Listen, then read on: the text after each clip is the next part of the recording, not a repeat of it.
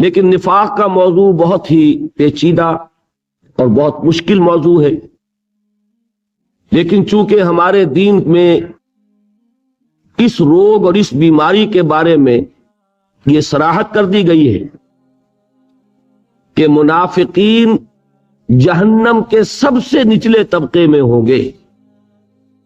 میں نے جو آیات ابھی تلاوت کی ہیں ان میں سے آخری آیت جو تھی وہ سورہ نساء کی ہے، ان المنافقین فی الدرک الاسفل من النار، جہنم کے سب سے نچلے طبقے میں منافق ہوں۔ اس سے یہ اندازہ ہوا کہ اللہ تعالیٰ کو کفر کے مقابلے میں بھی نفاق زیادہ ناپسند ہے۔ کافر کھلم کھلا کافر ہوتا ہے، وہ اسلام کا دعویٰ نہیں کرتا، اسلام کا لبادہ نہیں اوڑھتا، لیکن جو شخص منافق ہو وہ گویا کہ دوہرا مجرم ہے، اور یوں کہا جا سکتا ہے کہ وہ آستین کا سانپ ہے۔ ایک دشمن وہ ہے جو باہر سے حملہ کرتا ہے، سامنے سے حملہ کرتا ہے، اس سے بچاؤ آسان ہے۔ ایک دشمن وہ ہے جو اندر سے ڈنک مارتا ہے، ظاہر بات ہے کہ اس سے بچاؤ اور تحفظ پہلے کے مقابلے میں زیادہ مشکل۔ چنانچہ یہ آیہ مبارکہ جو ہے نص ہے اس پر، قطعی دلیل ہے اس پر کہ اللہ تعالیٰ کو کھلے کھلے کفر سے کہیں زیادہ نفرت نفاق سے۔ پھر یہ کہ ایک اور آیت میں نے آپ کو سنائی، وہ سورہ توبہ کی آیت ہے۔ کسی مسلمان کے لیے ایک آخری ذہنی سہارا ہوتا ہے حضور صلی اللہ علیہ وسلم کی شفاعت۔ اگر حضور استغفار فرمائے، اگر حضور ہماری بخشش کے لیے دعا کریں، اگر حضور ہماری خطاؤں کی معافی کے لیے سفارش کریں، تو دل میں ایک امید ہوتی ہے کہ یہ چیز ہماری نجات کا ذریعہ بن جائے۔ منافقین کے بارے میں سورہ توبہ میں اس امید کو بھی ختم کر دیا گیا۔ الفاظ بظاہر بہت ہی سخت ہیں، استغفر لہم او لا تستغفر لہم، اے نبی صلی اللہ علیہ وسلم آپ خواہ ان کے لیے استغفار کریں خواہ نہ کریں، ان تستغفر لہم 70 مرۃ لن یغفر اللہ، اگر آپ ان کے لیے 70 مرتبہ بھی استغفار کریں گے تب بھی اللہ تعالیٰ ان کو نہیں بخشے۔ اب آپ اس سے اندازہ کر لیجئے، یہ کوئی کسی واعظ کا قول نہیں ہے، کوئی روایت نہیں ہے جس کے ضعف کا کہیں سے آپ تلاش کر لیں، جس کی سند میں کہیں کوئی آپ انگلی رکھنے کی جگہ جو ہے وہ تلاش کر لیں۔ قرآن مجید کے الفاظ ہیں، یہ وہ کلام ہے جو بالکل محفوظ ہے۔ استغفر لہم او لا تستغفر لہم، اے نبی آپ ان کے لیے استغفار کریں یا نہ کریں، ان تستغفر لہم 70 مرۃ لن یغفر اللہ لہم، اگر آپ ان کے لیے 70 مرتبہ بھی استغفار کریں گے تب بھی اللہ تعالیٰ ان کو معاف نہیں فرمائے گا۔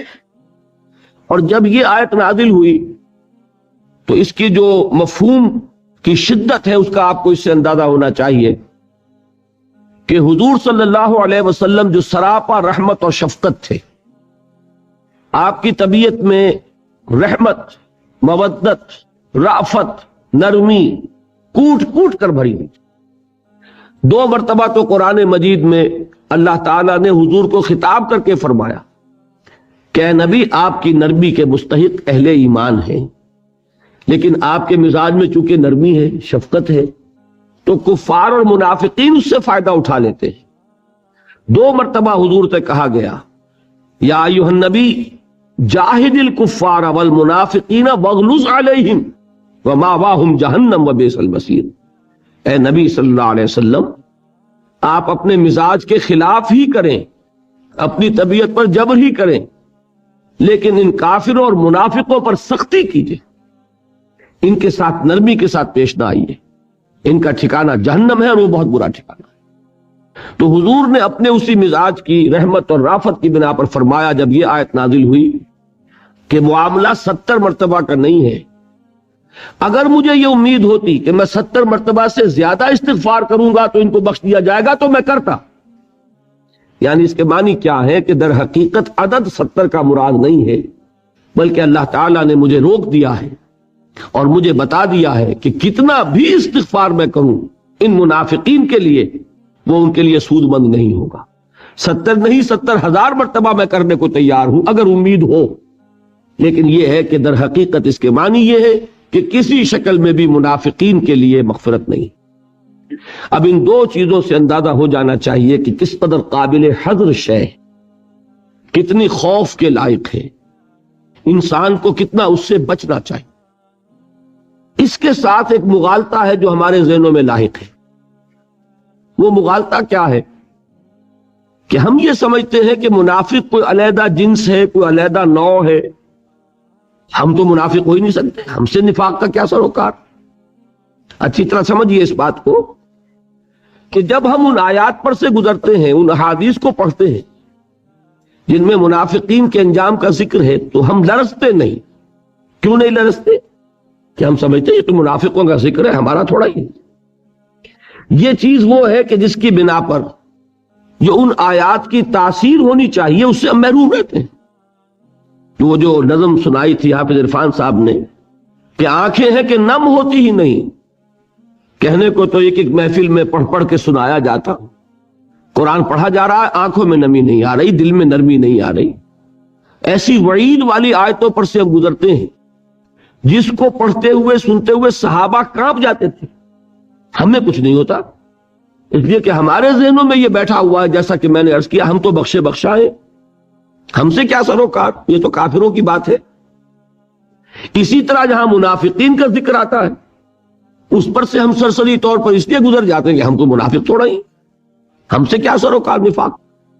لہذا ان آیات کو پڑھ کر جو ہمیں اپنے گریبانوں میں جھانکنا چاہیے تھا وہ ہم نہیں کرتے. اس کیفیت کو میں چاہتا ہوں کہ دو روایات کے ذریعے سے میں پہلے، ویسے تو بعد میں قرآن مجید سے جب میں حقیقت بیان کروں گا نفاق کی تو مضمون کھل جائے گا، لیکن دو روایات، ایک حدیث اور ایک واقعہ ہے، بلکہ دو واقعے، تین میں آپ کے سامنے رکھتا ہوں جس سے آپ کو اندازہ ہوگا کہ صحابہ کا طرز عمل کیا تھا، کس قدر برعکس تھا ہمارے طرز عمل سے. پہلا تو قول رسول ہے صلی اللہ علیہ وسلم، ما امنہ الا منافق وما خافہ الا مؤمن. نفاق کے بارے میں آپ نے فرمایا، دیکھیے امنہ کا لفظ آ گیا جو حقیقت ایمان میں میں نے آپ کو بتایا تھا، امنہ یا منو، امن میں ہونا، نچنت ہونا، بے فکر ہونا، یہ معنی ہے نا. ما امنہ الا منافق، نفاق سے اپنے آپ کو بالکل پاک اور صاف اور بالکل یوں سمجھیے کہ نچنت محسوس کرتا ہے کون؟ صرف منافق. اور اس کا خوف لاحق ہوتا ہے صرف مومن کو.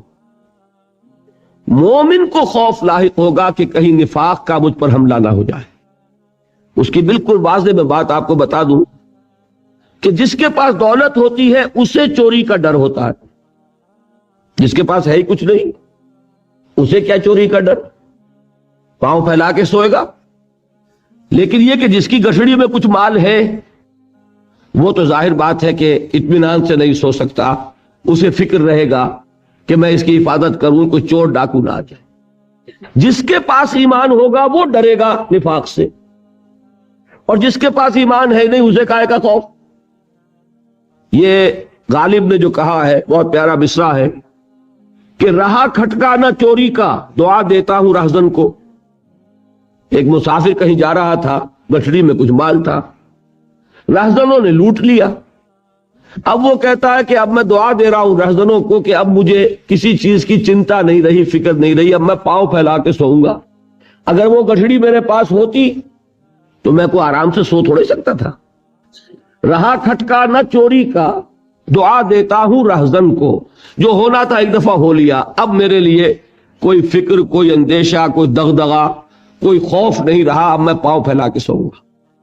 تو جس کے پاس ایمان کی دولت ہوگی اسے نفاق کا خوف رہے گا. جس کے پاس ایمان ہے ہی نہیں، دل میں پہلے ہی نفاق کے ڈیرے ہیں، وہ نفاق سے کیا ڈرے گا.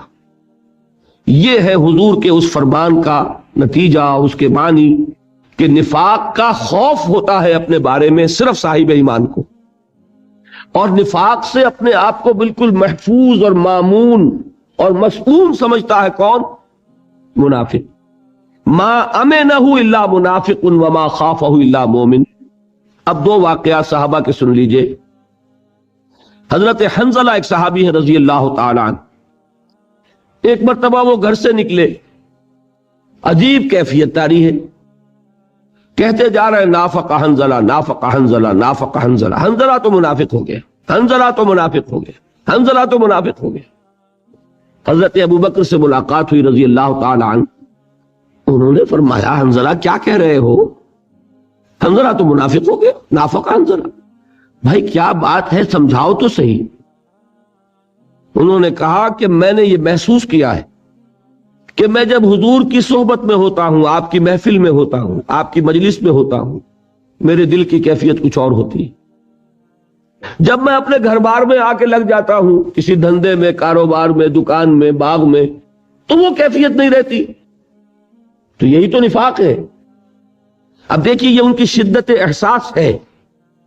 حضرت ابو بکر یقیناً انہیں سمجھا سکتے تھے کہ نہیں بھائی یہ نفاق نہیں ہے، یہ تمہارا احساس ہے. لیکن حضرت ابو بکر نے جو اس سے زیادہ احسان کیا پوری امت پر، وہ کیا تھا؟ فرمایا بھائی حنظلہ یہ کیفیت تو میری بھی ہے.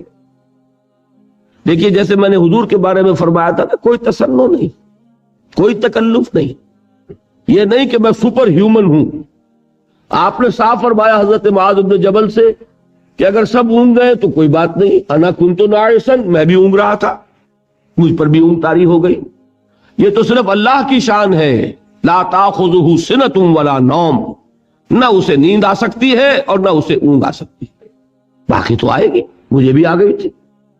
اسی طریقے سے حضرت ابو بکر نے یہ نہیں فرمایا کہ یہ تو ہو ہی نہیں سکتا اور میرا لیے تو کیسے ممکن ہے. صاف فرمایا کہ یہ معاملہ تو میرا بھی ہے. اب سید المومنین ہے تو چلو آؤ کہ حضور سے پوچھتے ہیں کہ معاملہ کیا ہے. میں اس کو کہہ رہا ہوں احسان، کہ حضرت اگر ابو بکر رضی اللہ تعالیٰ عنہ خود ہی سمجھا دیتے تو ہمیں حضور کی سند تو نہ ملتی نا. اب جب آپ لے گئے حضور کے پاس تو اب جو کچھ حضور نے فرمایا وہ اب ایک مستند بات ہو گئی، مستند ہے ان کا فرمایا ہوا. اب وہ بات ہو گئی محمد الرسول اللہ صلی اللہ علیہ وسلم. حضور کے پاس گئے، ماجرا بیان کیا، حضور نے تسلی دی حنظلہ یہ نفاق نہیں ہے. باقی تمہاری جو کیفیت میری صحبت میں ہوتی ہے اگر وہ دائم ہو جائے تو فرشتے تم سے تمہارے بستروں پہ مسافہ کرنے لگے. میری صحبت میں میری موجودگی میں جو کیفیت ہوگی ایمان کی، یہ مستقل نہیں رہ سکتی. فَإِنَّهَا يَا حَنظَلَةُ سَاعَةً فَسَاعَةً، اے حنظلہ یہ کیفیت تو کبھی کبھی میسر آ سکتی ہے، ورنہ تو تم فرشتے ہو جاؤ، پھر انسان کہاں رہو گے؟ فرشتے تم سے تمہارے بستروں پر مسافہ کریں گے. اگر ایمان اور یقین کی وہ کیفیت مستقل اور دائم ہو جائے جو میری موجودگی میں ہوتی. تو اب اس سے بھی معلوم ہوا نا کہ صحابہ اس سے اپنے آپ کو بالکل محفوظ نہیں سمجھتے تھے. ان کے اندر احساس یہ تھا کہ وہ اپنے اندر جھانکتے رہتے تھے، اپنا جائزہ لیتے رہتے تھے.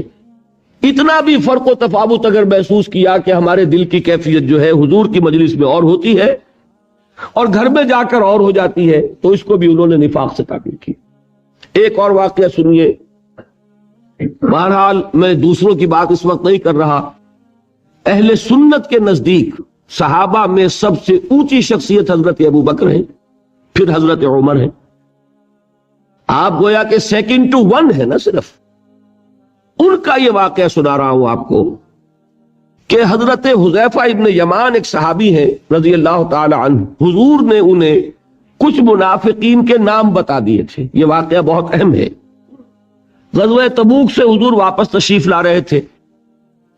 ایک بڑی تنگ گھاٹی میں سے لشکر کو گزرنا تھا. مدینے کے کچھ منافقین نے پروگرام بنایا حضور کو شہید کرنے کا کہ اس گھاٹی میں کہیں چھپ کر بیٹھ جائیں گے. اور میں نے بتایا تھا آپ کو سفر عرب میں ہوتا تھا رات کو. اب نہ کوئی وہ لائٹس ہیں، سرچ لائٹس ہیں، کچھ بھی نہیں ہے، تاریکی میں سفر ہو رہا ہے، رات کا وقت ہے، تنگ گھاٹی ہے. تو اس گھاٹی میں کہیں چھپ کر بیٹھیں تو جب حضور وہاں سے گزرے تو ہم سب کے سب حملہ کریں اور ختم کر دیں.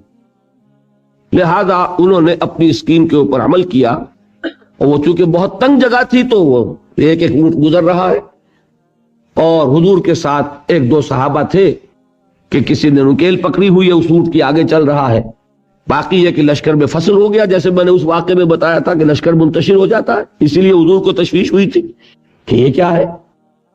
تو ایسا جب وہ حملہ آور ہوئے تو آپ کے ساتھ جو دو حضرات تھے اللہ تعالیٰ نے ان کو ہمت دی، جرأت دی، اور ان منافقین کی قوت کو سلب کر لیا ہوگا کہ انہوں نے صرف لاٹھیاں تھی ان کے پاس، ان لاٹھیوں کو اونٹوں کے منہ پر مار کر، سامنے سے وہ آ رہا ہے، اس کے منہ پر ایسا مارا ہے کہ وہ پلٹ کے واپس جو ہے وہ بھاگ گئے۔ حضور نے نام بتا دیے ان کو، اگرچہ انہوں نے منہ پر ڈھاٹے باندھے ہوئے تھے، اپنا جیسے ڈاکو اپنے آپ کو چھپاتے ہیں آئیڈینٹی کو، پھر اندھیری رات کچھ پتہ نہیں چلا، حضور نے حضرت حذیفہ کو بتا دیا، حذیفہ یہ فلاں فلاں فلاں لوگ تھے، یہ منافقین ہیں۔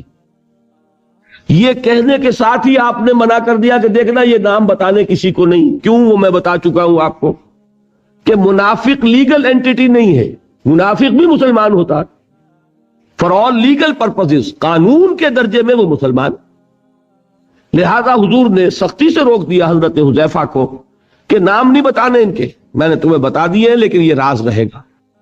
چنانچہ حضرت حذیفہ کا نام مشہور ہو گیا صاحب سر النبی، یہ نبی کے ایک راز کے حامل ہیں صلی اللہ علیہ وسلم، ایک خاص راز ہے حضور کا جو ان کے پاس۔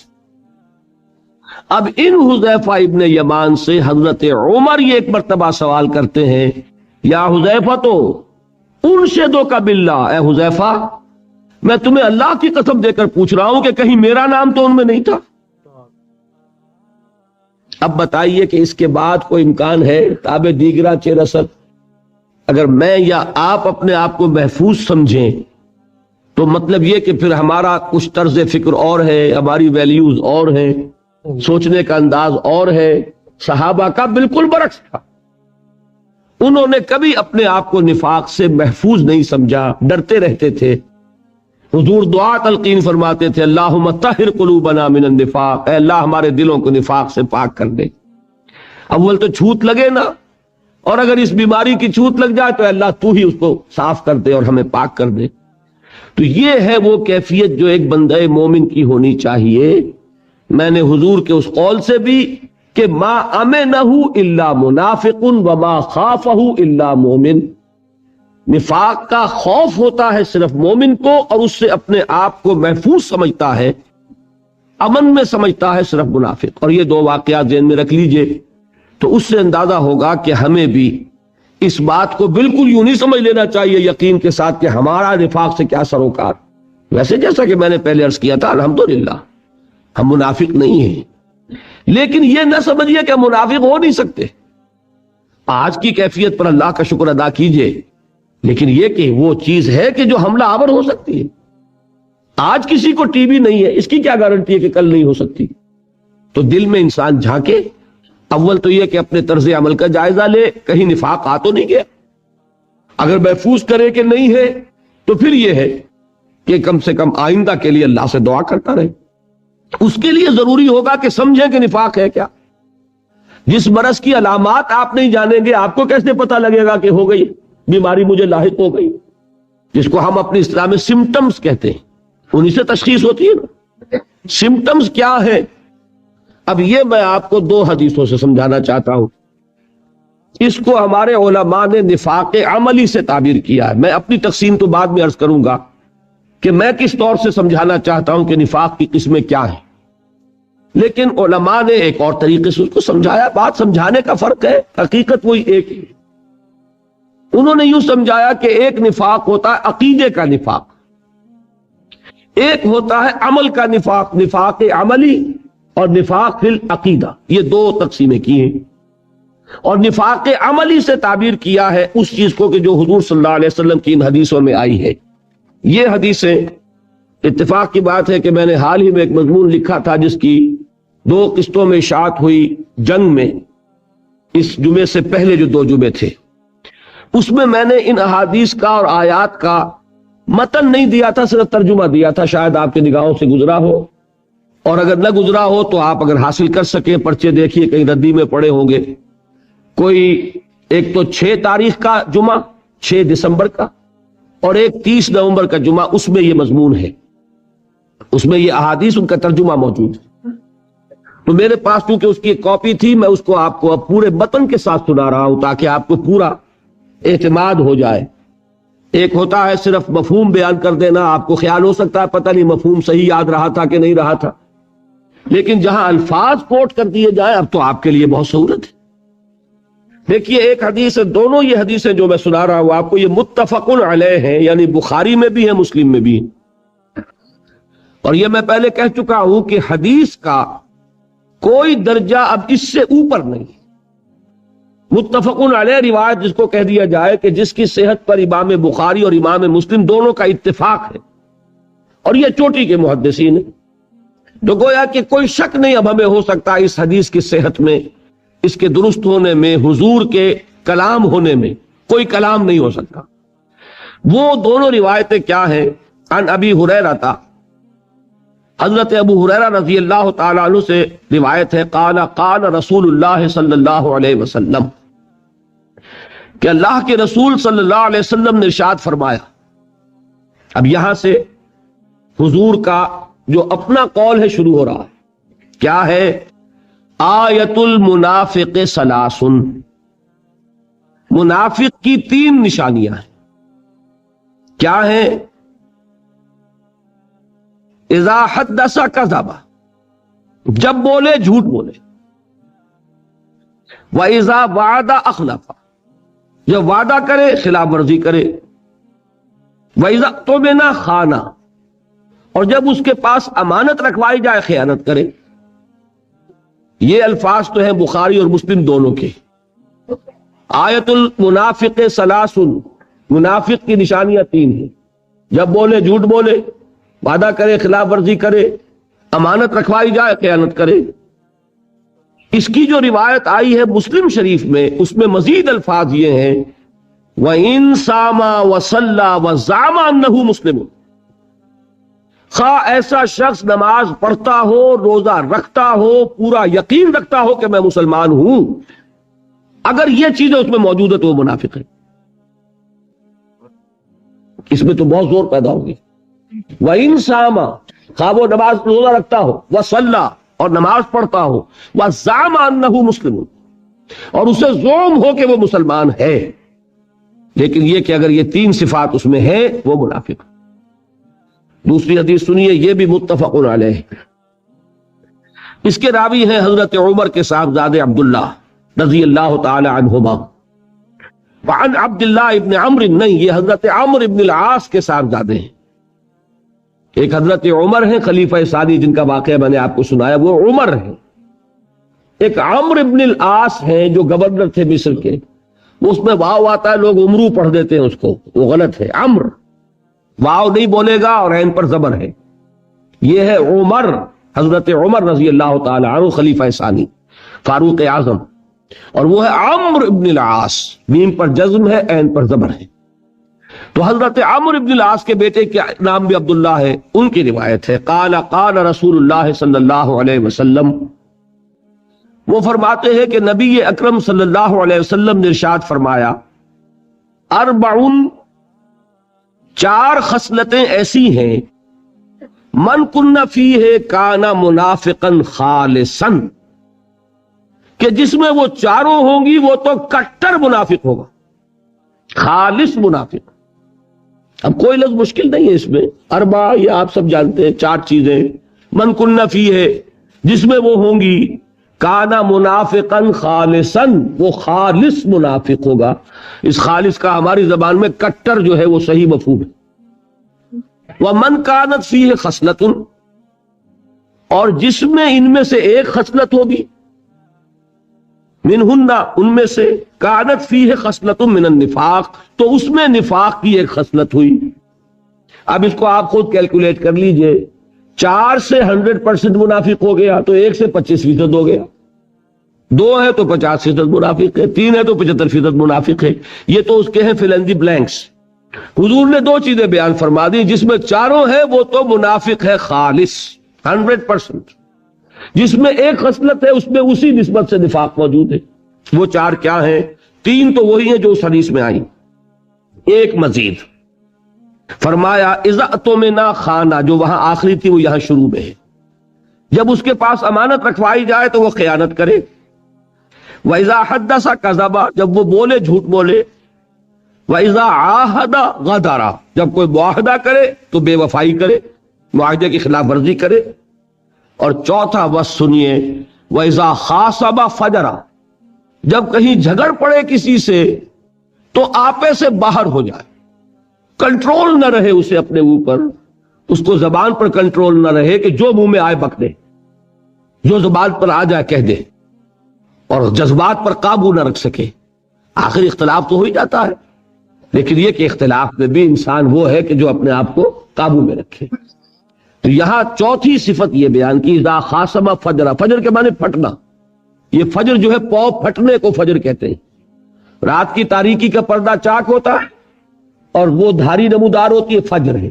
والفجر ولیال عشر، تو پھٹنا اس میں ہے.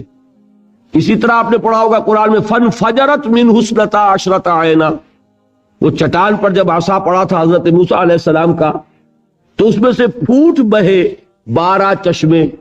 تو فجر کا مفہوم ہے پھٹ جانا. تو جیسے انسان پھٹ جاتا ہے، ایکسپلوڈ ہو جاتا ہے، یہ آپ لفظ استعمال کرتے بھی ہیں. کوئی شخص ضبط کیے ہوئے ہے، آپ کی 10 باتیں تو اس لیے 11ویں کے اوپر ایک دم ایکسپلوڈ ہوتا ہے. تو یہ بھی در حقیقت ایک خصلت ہے نفاق کی، کہ آدمی اپنے اوپر کنٹرول نہ رکھ سکے، اور یہ کہ پھر اس کو کوئی ہوش نہ رہے کہ جو بات میں کہہ رہا ہوں مجھے کہنی چاہیے کہ نہیں. یہ ہے 4 وہ خصلتیں کہ چاروں ہو تو منافق خالص، ایک ہے تو اسی نسبت سے نفاق. اب یہ ہے احادیث رسول صلی اللہ علیہ وسلم. اس کو جیسا کہ میں نے عرض کیا کہ عام طور پر اس کو اس طریقے سے بیان کیا جاتا ہے کہ یہ عملی نفاق ہے، اور ایک نفاق ہوتا ہے کہ جو عقیدے میں ہو. ان دونوں میں فرق ہوگا. میں نے یہ باتیں تمہیداً عرض کی ہیں. اب میں آ رہا ہوں کہ میرا مطالعہ کیا ہے، قرآن مجید سے میں نے کیا سمجھا ہے، احادیث سے، قرآن سے، تفاسیر سے میں نے چیزوں کو جوڑ کر صغرا کبرا کیا نتیجے نکالے ہیں. اس کے لیے سب سے پہلے اب میں چلوں گا، جیسے میں نے ایمان کی بحث کہاں سے شروع کی تھی، ایمان کے لفظی معنی. نفاق کا لفظ کہاں سے بنا، منافقت اور نفاق. دیکھیے 2 الفاظ عربی زبان میں پہلے سے موجود تھے. جیسا کہ میں نے عرض کیا نا، سارے الفاظ جو قرآن مجید کی اصطلاحات ہیں تو عربی زبان میں پہلے سے مستعمل الفاظ تھے. قرآن نے ان کو پک اینڈ چوز کیا، انتخاب کر لیا، ایک لفظ کو اٹھایا، اس میں اور مفہوم ڈالا اور اسے اصطلاح کی شکل دی. اسی طریقے سے تمام اصطلاحات جو ہیں ہمارے دین کی وہ وجود میں آئی ہیں. تو عرب کہتے تھے نفقن، نفق کہتے تھے سرنگ کو. سرنگ کیا ہے؟ زمین دوز راستہ ہے، اور ظاہر بات ہے اس کے 2 منہ ہوں گے، 2 دروازے ہوں گے، ایک اس سرے پر اور ایک سرے پر. یہ کیا ہے؟ نفقن. قرآن مجید میں بھی سورہ انعام میں یہ لفظ آیا ہے، فَإِنِ اسْتَطَعْتَ أَن تَبْتَغِيَ نَفَقًا فِي الْأَرْضِ أَوْ سُلَّمًا فِي السَّمَاءِ فَتَأْتِيَهُم بِآيَةٍ. یہ میں صرف حوالہ دے رہا ہوں، ترجمہ نہیں کروں گا، اہل علم کی توجہ کے لیے کہ یہ لفظ قرآن مجید میں بھی آیا. اچھا، ایک اور لفظ عربی میں موجود تھا، نافقہ. نافقہ کہتے تھے اہل عرب گوہ کے بل کو. گوہ ایک جانور ہے اور اہل عرب اس کا شکار کیا کرتے تھے، کھاتے تھے اس کا گوشت. ہمارے ہاں تو لوگ بہرحال اسے پسند نہیں کرتے، لیکن ہے، جائز چیز ہے، اور عرب کی وہ غذا تھی. گوہ جو ہے اس کا شکار کرتے تھے شکاری کتے سے. اب اللہ تعالیٰ نے حیوانات کو بھی شعور دیا ہوا ہے اپنے تحفظ کا، وہ بھی انتظام کرتے ہیں. تو زمین میں بھٹ بناتا ہے گوہ، لیکن گوہ کو اتنا شعور ہے کہ وہ اپنے بھٹ کے 2 منہ رکھتا ہے. وہ سرنگ کی طرح کا بناتا ہے کہ اگر ادھر سے کتا داخل ہو تو ادھر سے بھاگے، اور ادھر سے خطرہ ہو تو ادھر سے نکل بھاگے. تو اتنا شعور اس کے اندر بھی ہے، جس کی وجہ سے وہ اپنے اس بھٹ کے 2 راستے رکھتا ہے. وہ میں نے عرض کیا تھا نا کہ سلطان الہند نظام الدین اولیاء رحمت اللہ علیہ، انہوں نے بھی یہی فرمایا تھا بادشاہ سے، جب بہت ہی اس نے زور دے کر کہا تھا کہ آپ مجھے کیسے روک سکتے ہیں، آپ کا دروازہ تو کھلا ہے، سب آتے ہیں، میں بھی آ جاؤں گا کسی روز۔ تو انہوں نے جواب یہ دلوا دیا تھا کہ فقیر نے اپنے گھر کے 2 دروازے رکھے ہوئے ہیں، بادشاہ اگر ایک سے داخل ہوگا فقیر دوسرے سے نکل جائے گا۔ تو یہ جس طرح انہوں نے کیا ہوا تھا تو اللہ نے حیوانات کو بھی سمجھ دی۔ اب یہاں سے لفظ نفاق بنا ہے۔ اس نفاق کی اب 2 شکلیں ہوئیں، اس میں نفق اور نافقہ کے لفظ پر غور کیجئے تو حقیقت اور روح جو ہے اس کی 2 آئیں گی۔ ایک تو 2 منہ پن، جسے آپ کہتے ہیں نا 2 منہ انسان ہے، ایک محفل میں جاتا ہے کچھ اور کہتا ہے، کسی اور محفل میں جاتا ہے کچھ اور کہتا ہے، وہاں گیا تو وہاں کی چکنی چپڑی باتیں اور دوسروں کے خلاف، اور ادھر گیا تو ان کے لیے خوشامد اور ان کے خلاف۔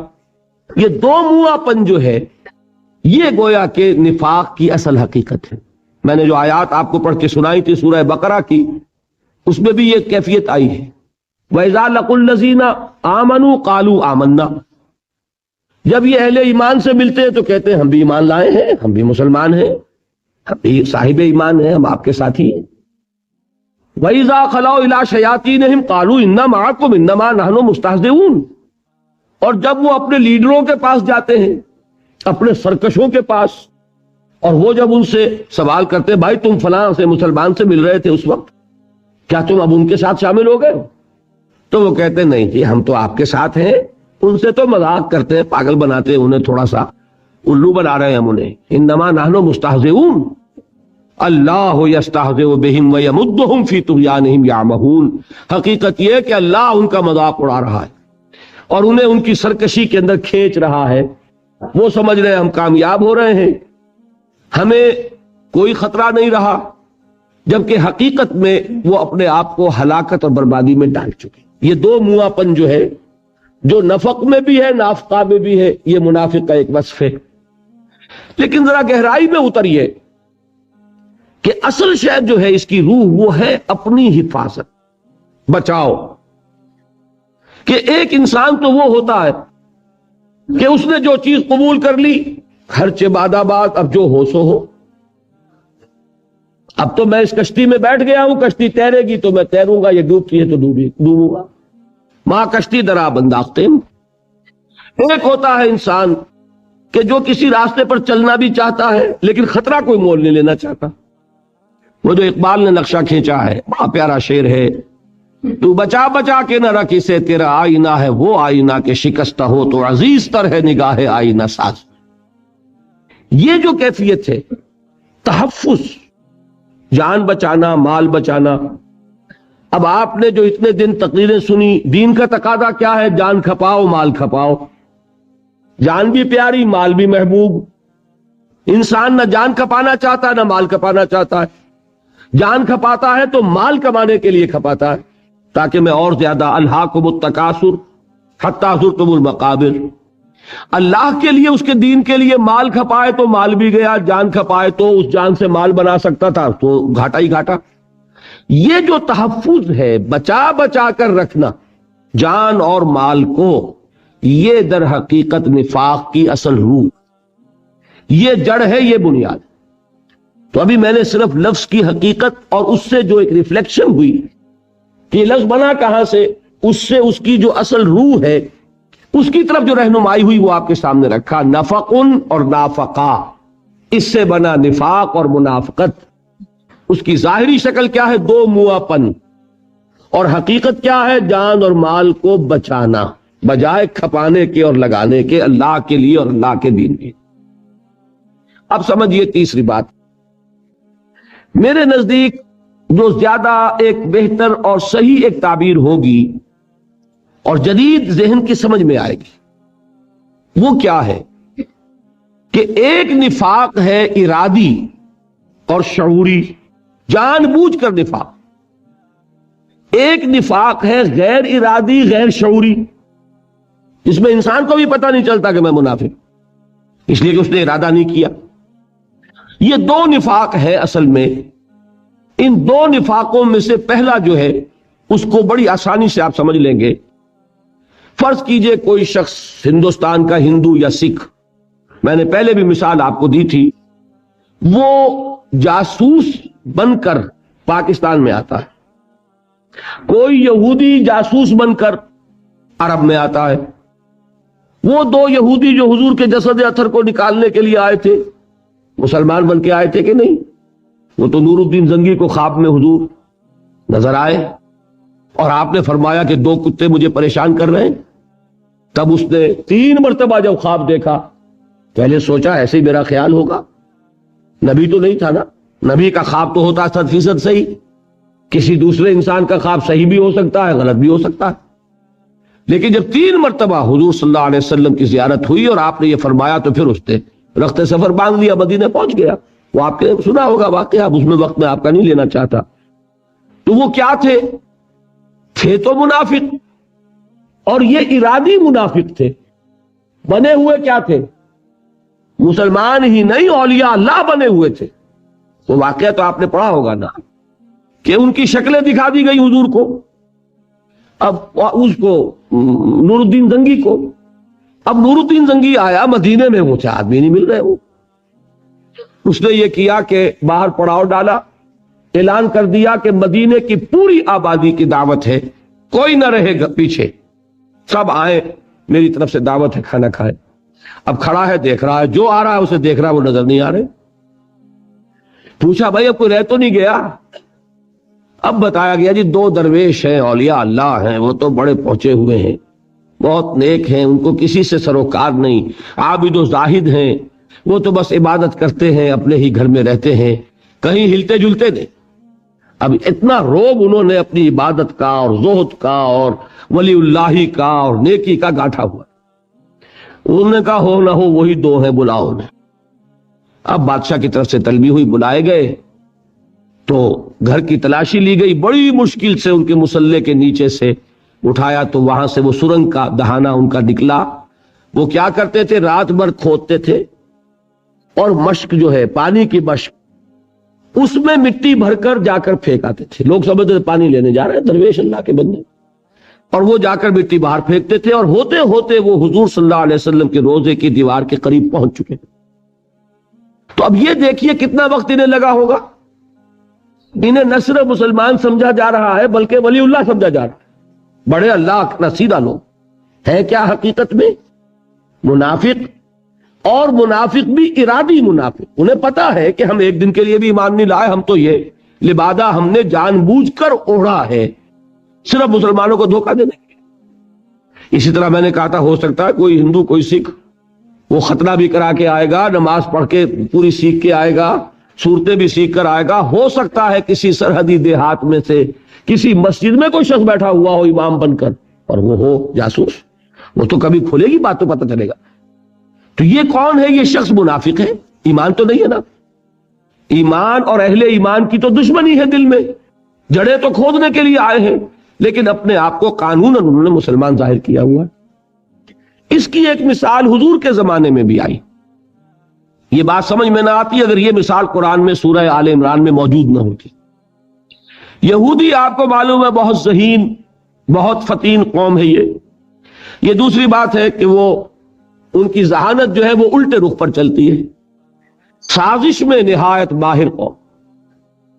انہوں نے جب دیکھا کہ ایمان اور اسلام اور حضور اور صحابہ کی تو بڑی ساکھ بنتی جا رہی ہے، کس طرح کہ جو ایک دفعہ مسلمان ہو جاتا ہے چاہے اس کے جسم کے ٹکڑے اڑا دیے جائیں وہ واپس نہیں پھرتا۔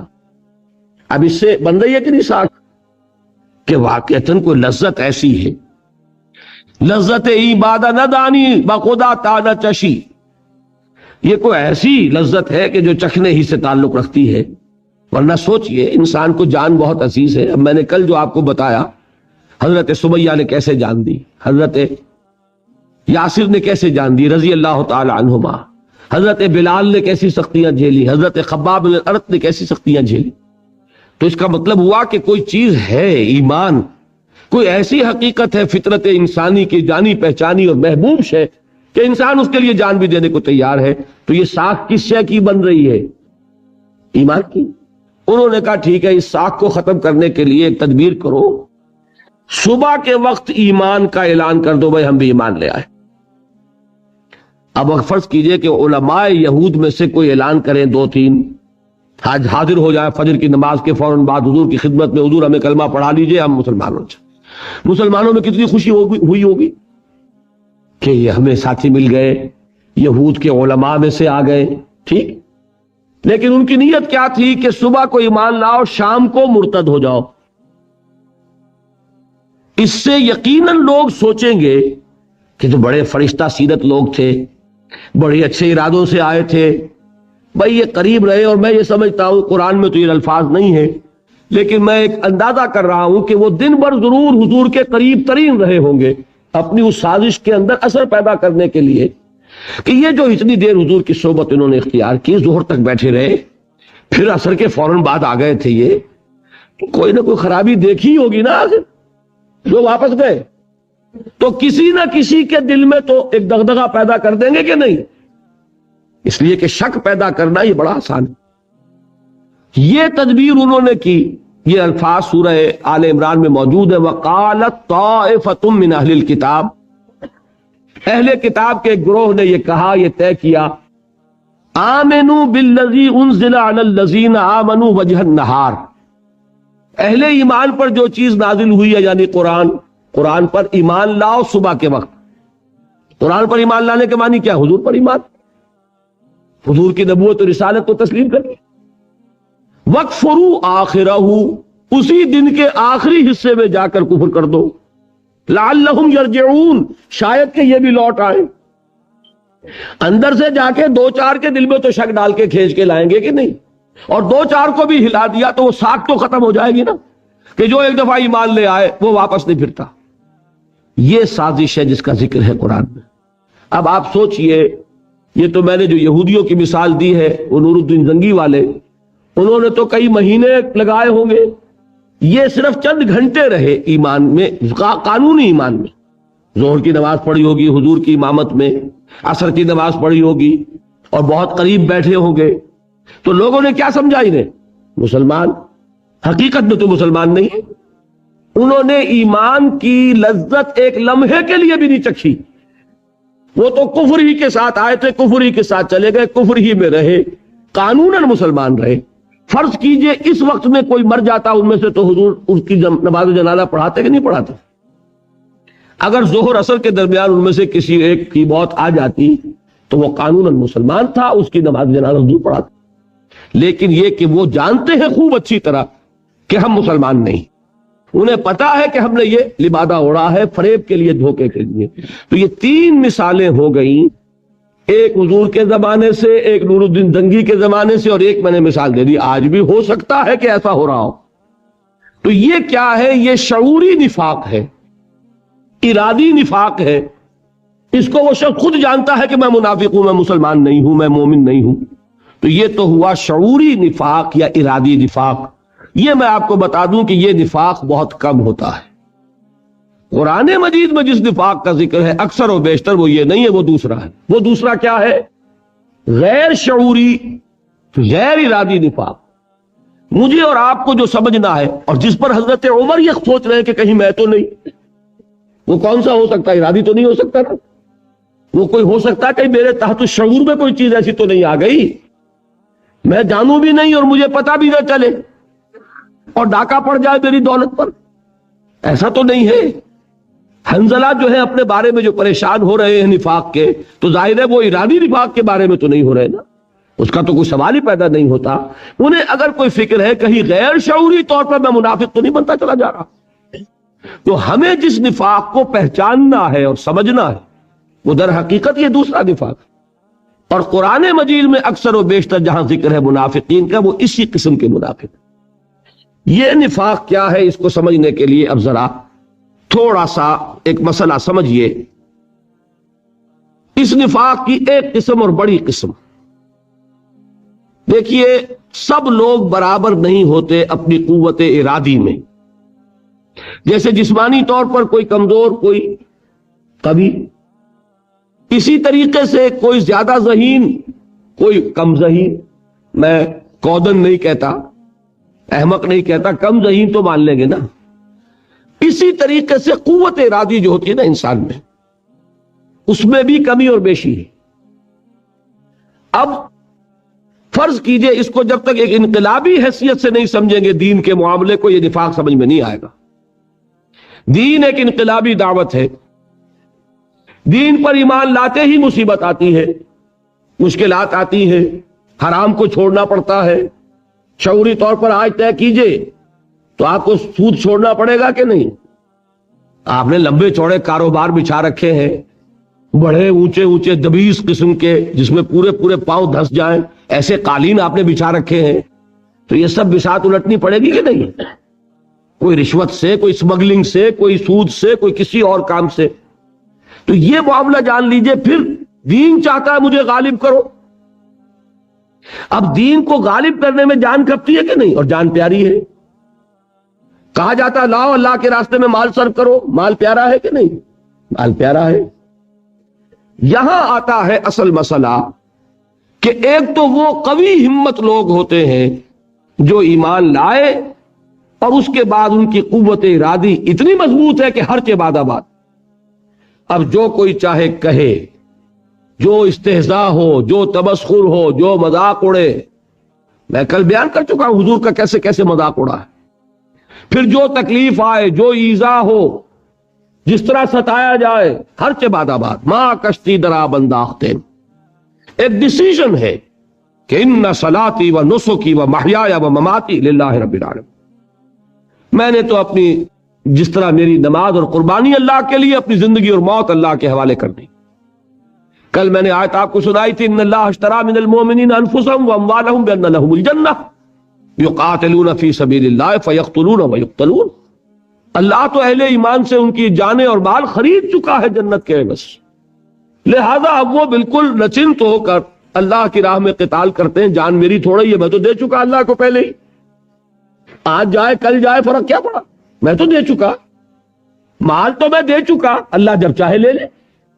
تو ایسے شخص کو نہ مال دینے میں کوئی باک، نہ جان دینے میں کوئی باک۔ یہ تو ہے مومن صادق۔ اور یہ جان لیجئے یہ معاملہ صرف ایمان کا نہیں، ہر انقلابی تحریک کے ساتھ ہوتا ہے۔ اب فرض کیجئے کمیونزم ہے، کسی آدمی نے اس کو اختیار کیا، مغالطے میں ہے لیکن اس نے یہی سمجھا کہ یہی بہتر نظام ہے، اسی میں انصاف ہے، باقی نظام ایکسپلائٹیشن پر مبنی ہے، استحصالی ہے، ظالمانہ ہے، یہ نظام صحیح ہے۔ اب ظاہر ہے اس کا نتیجہ کیا نکلے گا؟ بھائی قائم کرو اب اس کو، اب انقلاب لاؤ۔ انقلاب لانے میں جان کا خطرہ، جیل میں جانے کا اندیشہ، فائرنگ سکویڈز، یہ سب نظر آتے ہیں کہ نہیں؟ لہذا ایک تو باہمت آدمی ہے، وہ کہتا ہے ہر چہ باد آباد، جان رہے یا جائے، میرا گھر بار ختم کر دیا جائے، بیوی بچے کولو میں پلوا دیے جائیں، ہر چہ باد آباد، جو ہو سو ہو، ماں کشتی درا بنداختین۔ تو یہ کیا ہے؟ یہ مومن صادق ہے کمیونزم کا۔ یہ بھی تو مومن ہے نا، سچا مومن ہے کس چیز پر؟ کمیونزم پر۔ اور ایک شخص جو ہے اللہ کو مان لیا، رسول کو مان لیا، اب اللہ اور اس کے رسول کا دین، اس کا بول بالا کرنا ہے، جو ہو سو ہو۔ یہ لوگ ہیں کہ جو مطلوب ہیں، ایسے ہی لوگ انقلاب برپا کرتے ہیں۔ یہ نہیں ہوں گے انقلاب نہیں آئے، نظام کوئی قائم نہیں ہو سکتا۔ لاکھ آپ کو پسند ہو اسلام، اسلام غالب کبھی نہیں ہوگا جب تک کہ ایسے لوگ نہیں ہوں گے جو ہر چہ باد آباد کی شان کے ساتھ میدان میں نہ اترا۔ لاکھ کوئی شخص چاہتا ہو کمیونزم نہیں آ سکتا جب تک کہ ایسے لوگ نہ ہو جو ہر چیز قربان کرنے کے لیے تیار۔ لیکن اب آپ آئیے دوسرے لوگوں کی طرف، جو بیچارے کمزور ہیں، تھوڑ دلے ہیں، کم ہمتیں ہیں۔ وہ غالب کا وہ شعر کہ جانتا ہوں ثواب طاعت و زہد پر، طبیعت ادھر نہیں آتی۔ آپ نے دیکھا ہوگا کچھ لوگ کسی عادت کو چھوڑنا چاہتے ہیں، عادت کے ہاتھوں مجبور ہیں، چھوڑنا چاہتے ہیں، اپنی عادت ہے، چھوڑنا چاہتے نہیں چھوڑ سکتے، کوئی کام کرنا چاہتے نہیں کر سکتے۔ لاکھ خواہش ہے کہ فجر کی نماز میں جماعت کے ساتھ ادا کروں، لیکن جب عین وقت آتا ہے اس وقت وہ قوت ارادی ڈھیلی پڑ جاتی ہے اور آدمی سویا رہ جاتا ہے۔ بلکہ بسا اوقات ایسا بھی ہوتا ہے کہ آنکھ بھی کھلی، اذان بھی سنی، لیکن اسی وقت جو ہے وہ قوت ارادی مزمحل ہوئی، نفس کا غلبہ ہوا، کروٹ لی، چادر خوب اچھی طریقے سے اور درست کر کے اوڑھ لی، اور اب جب دھوپ کی تپش ہوگی تبھی آنکھ کھلے گی۔ یہ کیا ہے؟ یہ قوت ارادی کی کمزوری۔ اب ایک شخص کا تصور کیجئے کہ وہ اسلام لایا دیانتداری سے، دھوکے سے نہیں، وہ چاہتا ہے مسلمان بننا، وہ چاہتا ہے ایمان کے تقاضے پورے کرنا، وہ چاہتا ہے کہ میں بھی اللہ کے ہاں مومن شمار کیا جاؤں۔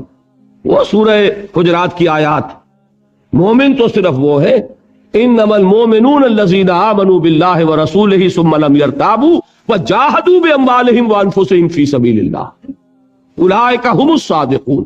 مومن تو صرف وہ ہے جو ایمان لائے اللہ پر اور اس کے رسول پر، پھر شک میں نہیں پڑے اور انہوں نے جہاد کیا اور کھپائے اس میں اپنی جانیں بھی اور اپنے مال بھی۔ سچے صرف یہ ہیں۔ تو جی تو ان کا بھی چاہتا ہے کہ مومنین صادقین کی فہرست میں ہمارا بھی نام ہو، لیکن جب آئی آزمائش، جب آیا مطالبہ، آؤ نکلو اب اللہ کے راہ میں، جان ہتھیلی پر رکھو، موقع آ گیا ہے، آؤ بھائی چلو نکلو اللہ کی راہ میں، یا ایسا وقت کٹن آ گیا ہے اللہ کے دین کو پیسے کی ضرورت ہے، نکالو پیسے، اب وہ جان بھی عزیز، مال بھی عزیز، اب وہ گو مگو کی حالت میں گرفتار ہو گئے۔ اس لفظ کو یاد رکھ لیجئے، گو مگو، تربص، چلوں نہ چلوں، جاؤں نہ جاؤں، بڑھوں نہ بڑھوں، یہ جو تذبذب ہے، یہ لفظ منافقین کے یہ لفظ سورہ نساء میں آیا ہے، مذبذبین بین ذالک لا الہ ہؤلاء ولا الہ ہؤلاء۔ یہ وہ لوگ ہیں، ایک تو وہ ہے نا ڈیسیژن لیا ہے، ڈٹ گئے، ایک وہ ہے کہ مذبذب ہو گئے، نکلے کہ نہ نکلے، چلے کہ نہ چلے، ہاتھ بڑھے جیب کی طرف کہ نہ بڑھے، تجوری کھولوں کہ نہ کھولوں، یہ تذبذب ہے۔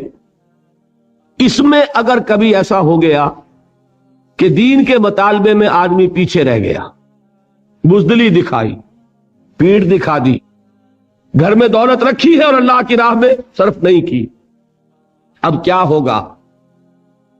ایک شکل تو یہ ہے کہ وہ اس کا اعتراف کر لے، مجھ سے خطا ہوئی، مجھ سے غلطی ہوئی، حضور کے پاس آیا، حضور مجھ سے خطا ہوئی، میرے لیے استغفار کیجئے، میرے لیے اللہ سے معافی چاہیے، میں آئندہ کے لیے وعدہ کرتا ہوں کہ ثابت قدم رہوں گا، جو دین کا تقاضا ہوگا پورا کروں گا۔ ایسے شخص کو کیا کہیں گے؟ ضعیف الایمان، ایمان کمزور ہو گیا تھا اس کا، اس وقت ایمان کمزور پڑ گیا تھا جو نہیں نکل سکا، اس وقت قوت ارادی مزمحل ہو گئی تھی، اس وقت دنیا دین پر غالب آ گئی تھی، اس وقت نفس جو ہے ایمان کے اوپر حاوی ہو گیا تھا، تبھی تو ہوا نا۔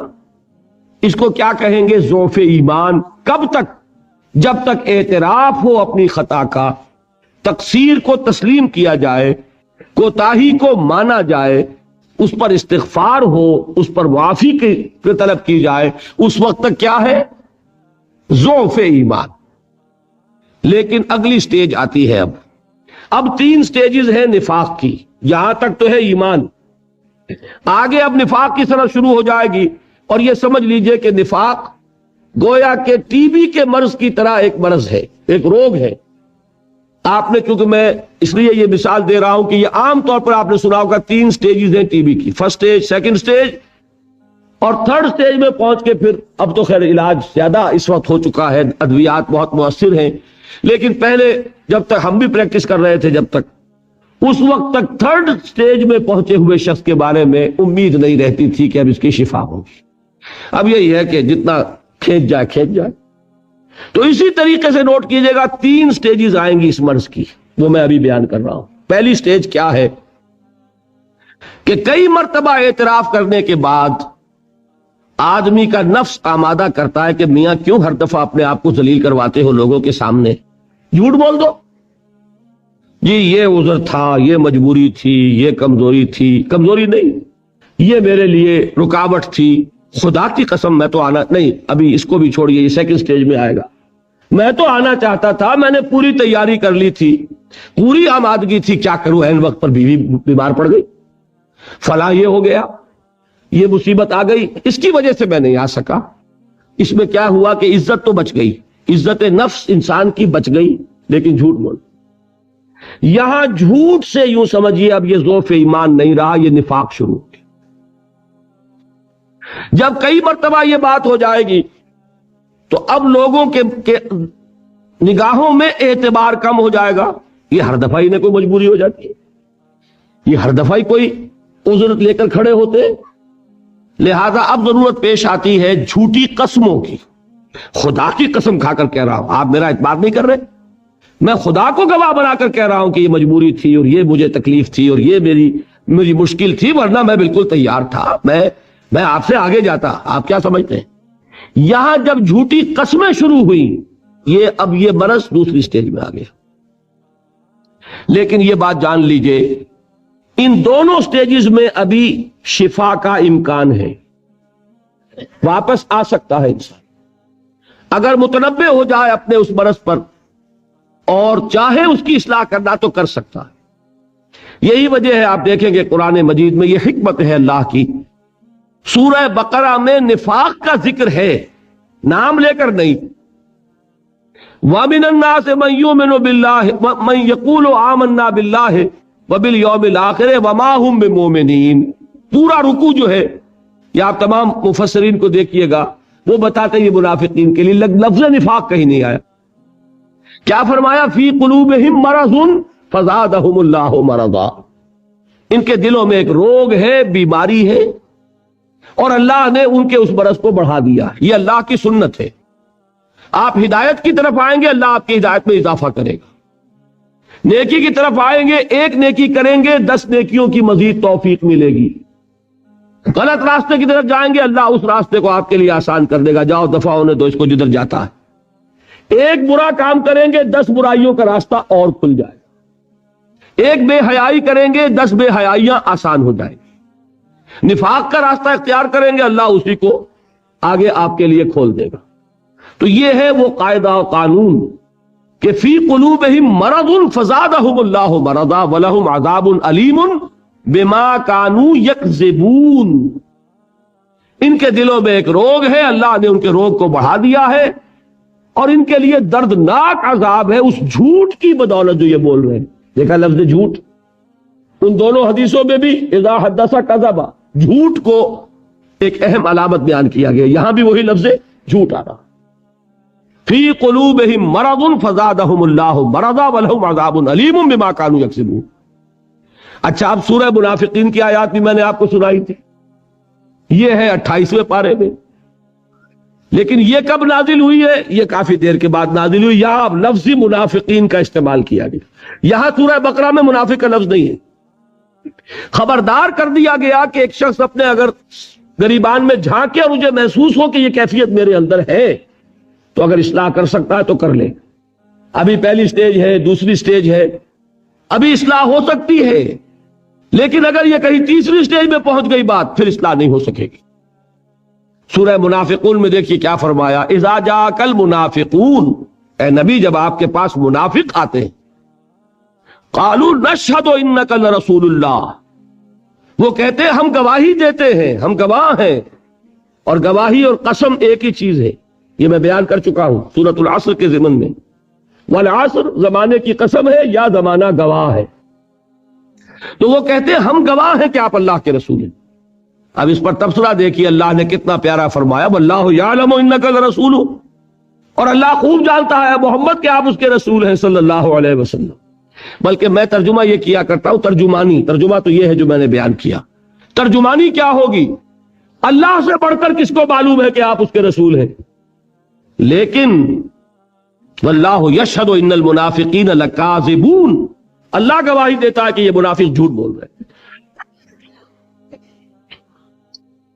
کیا ان کا قول جھوٹا تھا؟ قول تو سچا تھا کہ آپ اللہ کے رسول ہیں، یہی قول تھا نا. بول رہے ہیں سچ لیکن ہیں جھوٹے، کہ ان کے دل میں یہ بات نہیں، زبان پر ہے دل میں نہیں ہے. بات سچی ہے، بولنے والا جھوٹا ہے. عجیب بات ہے نا. اذا جاءک المنافقون قالوا نشہد انک لرسول اللہ واللہ یعلم انک لرسول واللہ یشہد ان المنافقین لکاذبون. اگلی آیت کیا ہے؟ یہ سیکنڈ سٹیج ہے. اتخذوا ایمانہم جنۃ، انہوں نے اپنی قسموں کو ڈھال بنا لیا ہے.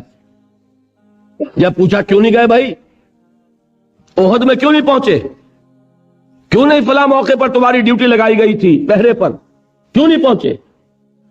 تو اب بہانہ بنایا اور دیکھا کہ لوگ کچھ مان نہیں رہے، تو بے اعتباری سے قسم کھائی، اللہ کی قسم ہے کہ میں ٹھیک کہہ رہا ہوں۔ اب شریف آدمی کوئی بات کہہ سکے گا؟ اور حضور تو اشرف الناس ہے نا، شریف نہیں، اشرف الناس، آپ فوراً چپ ہو جاتے تھے۔ یہ نہیں کہ آپ کو معلوم نہیں تھا، معلوم تھا کہ جھوٹ بول رہا ہے، لیکن شرافت اور مروت بھی کسی شے کا نام ہے نا، وہ جھوٹے کو بھی جھوٹا کہنے کو تیار نہیں تھے۔ یہ شرافت ہے۔ منہ پر کیا کہوں میں کہ جھوٹ بول رہے ہو، تو خاموش ہو جاتے تھے آپ۔ اور اس حد تک پھر ان کی جرتیں بڑھی، قرآن مجید میں ہے کہ پھر وہ کہتے تھے ہوا اذن، یہ محمد تو میرے کان ہی کان ہیں صلی اللہ علیہ وسلم۔ کیا مطلب؟ جو کہہ دو مان لیتے ہیں، ان کے بھیجے میں گودا نہیں ہے، انہیں پتہ ہی نہیں چلتا کہ ہم دھوکہ دے رہے ہیں۔ یہ بدبخت یہ نہیں جانتے کہ یہ ان کی شرافت ہے جو ان کے منہ پر مہر لگی ہوئی۔ وہ تمہارے منہ پر نہیں کہتے کہ تم جھوٹے ہو، بکواس کر رہے ہو، یہ ان کی شرافت ہے، ان کی مروت ہے۔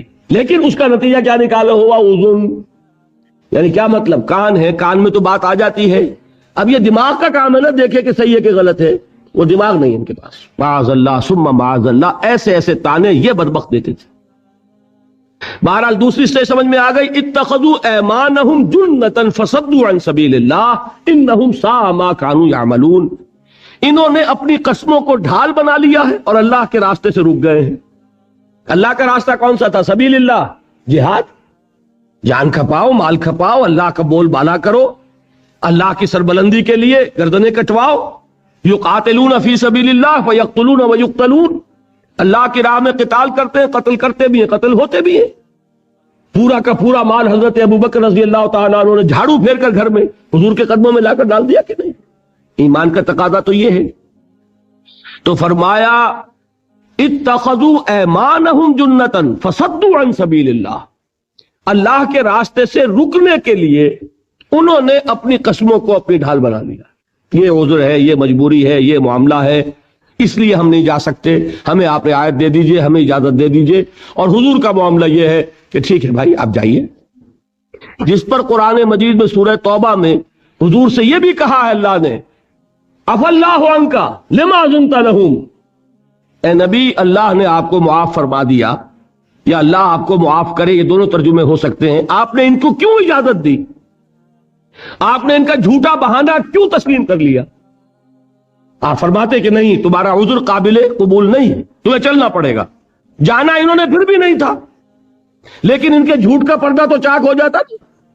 اب تو یہ کہ جب آپ نے اجازت دے دی تو کور مل گیا انہیں، ہم تو جی میں تو حضور سے اجازت لے آیا ہوں، مجھے تو اجازت دے دی ہے حضور نے صلی اللہ علیہ وسلم، اب کوئی مسلمان کچھ کہہ سکتا ہے؟ تو ان کو آپ اجازت نہ دیں۔ یہاں پر اللہ نے حضور کو وہی نرمی، شفقت، مروت، شرافت، جس کو کہ وہ اس سے ناجائز فائدہ اٹھا رہے۔ یہ بات سمجھ میں آ گئی؟ دوسری، پہلی اور دوسری۔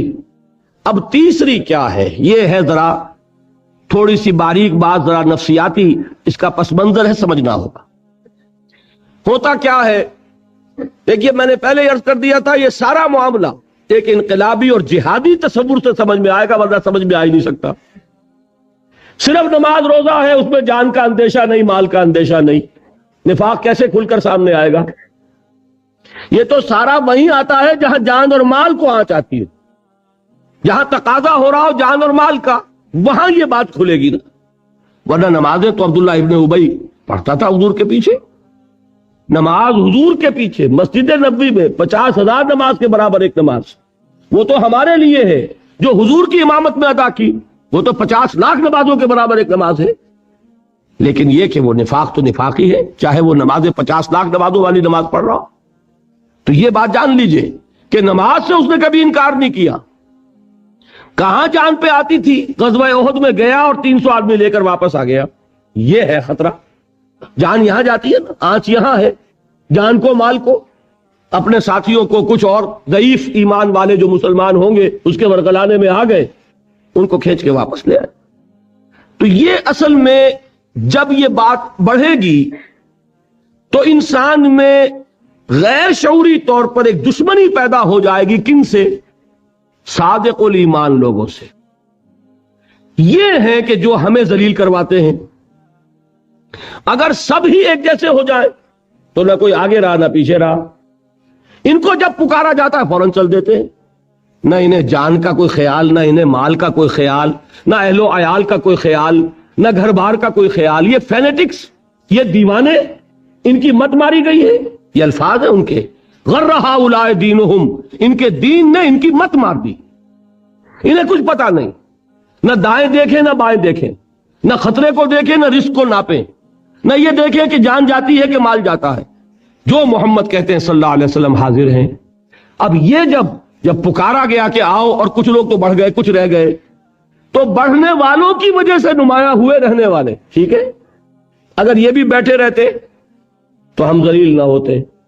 ان کی بے وقوفی نے ہمیں ذلیل کیا ہے. سمجھ رہے ہیں آپ؟ یہ ان کی بات کہہ رہا ہوں. یہ باتیں آپ اب جب پڑھیے گا جا کر سورہ بقرہ کا دوسرا رکوع، تب سمجھ میں آئے گا کہ وَإِذَا قِيلَ لَهُمْ، جب ان سے کہا جاتا ہے آمنوا کما آمن الناس، ایمان لاؤ جیسے دوسرے لوگ ایمان لائے. وہ ایمان لائے تو جہاد کر رہے ہیں کہ نہیں؟ وہ ایمان لائے ہیں تو جان اور مال لگا رہے ہیں کہ نہیں؟ جب محمد پکارتے ہیں صلی اللہ علیہ وسلم حاضر ہو جاتے ہیں کہ نہیں؟ یہ وہی انقلابی انداز ہے. میں ہمیشہ مثال کمیونسٹوں کی دیتا ہوں. فیض کون تھا؟ ایک کمیونسٹ شاعر، لیکن چونکہ انقلابی رنگ تھا اس کی شاعری کا، مجھے اس کے اشعار پسند ہے. کیا کہتا ہے؟ واپس نہیں پھیرا کوئی فرمان جنوں کا، تنہا نہیں لوٹی کبھی آواز جرس کی، خیریت جاں راحت تن صحت داما، سب بھول گئی مصلحتیں اہل ہوس کی. دی کال آف ڈیوٹی جب آئی ہے ہم حاضر ہو گئے. چاہے جھوٹ بولا ساری عمر، کوئی انقلابیت وغیرہ اس میں نہیں رہی، لیکن یہ ہے کہ بہرحال شاعری تو انقلابی ہے نا. باقی تو کیا، کوئی میدان کے اندر کوئی کام، کوئی خطرے اور رسک لینے والی بات، لیکن یہ کہ انداز شاعری کا جو ہے وہ ایک انقلابی انداز ہے. گل و بلبل کی شاعری نہیں ہے، انقلابی شاعری. اس میں یہ جو انداز ہے، اس راہ میں جو سب پہ گزرتی ہے سو گزری، تنہا پس زندہ کبھی رسوا سرے بازار، کڑکے ہیں بہت شیخ سرے گوشے ممبر، اور گرجے ہیں بہت اہل حکم بر سرے دربار. یہ تو ہوتا ہے. حضور صلی اللہ علیہ وسلم 3 سال کے لیے شیب بنی ہاشم میں جو محصور ہوئے تھے، وہ تنہا پس زندہ والی کیفیت ہے کہ نہیں؟ اور طائف کے گلیوں میں جو نقشہ جمع ہے، وہ کبھی رسوا سرے بازارے والی بات ہے کہ نہیں؟ تو یہ نقشے انقلابی راہ میں آتے ہیں. اب وہ جو صادق الایمان ہے، ان کی کیفیت تو یہ ہے کہ واپس نہیں پھیرا کوئی فرمان جنوں کا، تنہا نہیں لوٹی کبھی آواز جرس کی. گھنٹی بجی ہے اور اس آواز کی جو صدائے بازگشت تھی وہ اکیلی نہیں گئی، ہم بھی ساتھ گئے. یہ ہے ایمان کا لازمی تقاضا. اور جو پیچھے رہ گئے، اب کہتے ہیں یہ بے وقوف ہیں، ان کی مت ماری گئی ہے، دماغ ان کا خراب ہو گیا ہے، یہ کسی خطرے کو خطرہ نہیں سمجھتے، کسی چیز سے ڈرتے نہیں. 3000 کا لشکر 1 لاکھ سے ٹکرا رہا ہے. سوچئے تو صحیح، کون عقل مند کہے گا؟ جس کو دنیا کی سمجھ ہے، جس کو آپ ورلڈلی وائز انسان کہتے ہیں، وہ ورلڈلی وائز جو انسان ہے وہ اسے عقل مندی کہے گا کہ 3000 1 لاکھ سے ٹکرا رہے ہیں. غزوہ موتا کا ذکر کر رہا ہوں نا، 3000 کا لشکر تھا. اطلاع ملی کہ مقابلے میں رومیوں کا لشکر جو آ رہا ہے وہ 1 لاکھ کا ہے. اب مشورہ کیا بیٹھ کر کہ کیا کرنا چاہیے. عافیت کا، خیریت کا، حکمت کا، ورلڈلی وزڈم جو ہے اس کا تقاضا تو یہ کہ پیچھے ہٹ جائیں. صحابہ کہتے ہیں بھائی ہمیں فتح وغیرہ تو مطلوب ہی نہیں، ہمیں تو شہادت درکار ہے. شہادت ہے مطلوب و مقصود مومن، نہ مال غنیمت نہ کشور کشائی. اب شہادت سامنے نظر آ رہی ہے تو ہم پیچھے ہٹ جائیں؟ نہیں، ٹکرا گئے. آپ کو معلوم ہے جعفر طیار شہید ہوئے، حضرت علی کے بھائی رضی اللہ تعالی عنہ. حضرت عبداللہ ابن رواحہ، وہ زید ابن حارثہ، یہ ہوئے کہ نہیں؟ پھر حضرت خالد نے کمان لی ہے اور وہ بڑی حکمت کے ساتھ لشکر کو نرغے میں سے نکال کر لے آئے. اور آپ نے شاید سنا ہو جب مدینے پہنچے ہیں تو مدینے کے مسلمان اس کی مٹی کی مٹھیاں بھر بھر کر پھینک رہے تھے، یہ بھگوڑے آ گئے واپس. حضور نے فرمایا نہیں، یہ بھگوڑے نہیں ہیں، یہ اصل میں جو سورہ انفال میں آیا ہے، اپنی بڑی جمعیت کی طرف پیچھے ہٹ آنا اس ارادے کے ساتھ کہ پھر قوت لے کر آئیں گے، تو اس کو بھگوڑا پن نہیں کہتے. हुजूर ने तसल्ली दी है उन्हें, वरना अहले ईमान जो थे मदीने वाले वो तो उनके ऊपर खाक डाल रहे थे। तो ये है असल नक्शा। अब जो लोग आगे बढ़ जाते हैं उनकी वजह से नुमाया हो जाते हैं जो पीछे रह गए, लिहाजा उनके दिल में बजाय इसके कि उनके लिए दुआएं करें, अगर तो ईमान की वो मुस्बत कैफियत हो तो दुआएं करेंगे, भाई हमसे नहीं हो सका, अल्लाह ने इनको तौफीक दे दी, हम कमजोर थे, हम दबक गए, अल्लाह ने इनको जुर्रत दी, हिम्मत दी। लेकिन यह कि चूंकि वो बात तो पहले खत्म हो चुकी है, वहां तो मामला ही शुरू हो चुका है झूठ का, झूठ के बाद झूठी कस्मों का। एतराफ अगर करना होता तो ज़ोफ़े ईमान ही के हद तक रहते। झूठी कसम बोली फर्स्ट स्टेज, झूठ बोला, झूठा बहाना किया पहली स्टेज आई, झूठी कसम खाई दूसरी स्टेज आई, और अब यहां अहले ईमान की दुश्मनी पैदा हो गई दिल में। ये बेवकूफ, ये फेनेटिक्स, ये दीवाने, इन्होंने दर हकीकत हमारे लिए जिंदगी मुश्किल बनाई हुई। गर्रहा उलाए दीनुहुम, सूरह तौबा में जिक्र है जब गज़वा तबूक के लिए सहाबा निकल रहे थे, वो डराते थे, ला तनफिरू फिल हर, क्या कर रहे हो, अक्ल के नाखुन लो, इस गर्मी के मौसम में निकल रहे हो, इतना लंबा सफर तुम्हें करना है, कोई अपने नफे नुकसान का, कोई भले बुरे की कोई समझ है कि नहीं। ला तनफिरू फिल हर, जवाब क्या दिलवाया गया, कुल नारो जहन्नम अशद्दु हर्रा, ए नबी इनसे कह दीजिए जहन्नम की आग इससे बहुत ज्यादा गर्म है। हमें अंदेशा यह कि हम पीठ दिखा देंगे, फर्ज की पुकार जो है उस पर लब्बैक ना कहेंगे, आगे नहीं बढ़ेंगे तो जहन्नम में झोंके जाएंगे। वो जहन्नम की गर्मी इससे बहुत सख्त है, ये गर्मी हमें अजीज है। फिर वो डराते थे, इतने बड़े दुश्मन के साथ लड़ने जा रहे हो, अक्ल के नाखुन लो, ये कोई अब बैनुल अरब जंग नहीं है। जब तक अरबों में जंग रही, भाई 1 और 10 की निस्बत हुई, इससे ज्यादा तो नहीं हुई। ग़ज़वा बदर में तादाद की निस्बत और तनासुब क्या, 1 और 3, 313, 1000। सामान का फर्क शामिल कर लीजिए तो 1 और 10 की निस्बत हो जाएगी। लेकिन यह कि सल्तनत रोमा से तो पहला टकराव जो हुआ है वो 1 और 33 की निस्बत थी। तो वो डरा रहे हैं कि होश के नाखुन लो, इतनी बड़े दुश्मन के मुकाबला करने जा रहे हो। उसका जवाब क्या दिलवाया, कुल हल तरब्बसून बिना इल्ला इहदल हुस्नयैन, ए नबी इनसे कह दीजिए तुम हमें किस चीज से डरा रहे हो, हमारे लिए तो 2 बेहतरीन अंजाम हो सकते हैं, तीसरा कोई है ही नहीं। हुस्नयैन, हुस्ना अहसन का मुअन्नस है, अहसन आप जानते हैं बेहतरीन, हसीन तरीन शय, तो बेहतरीन अंजाम है 2।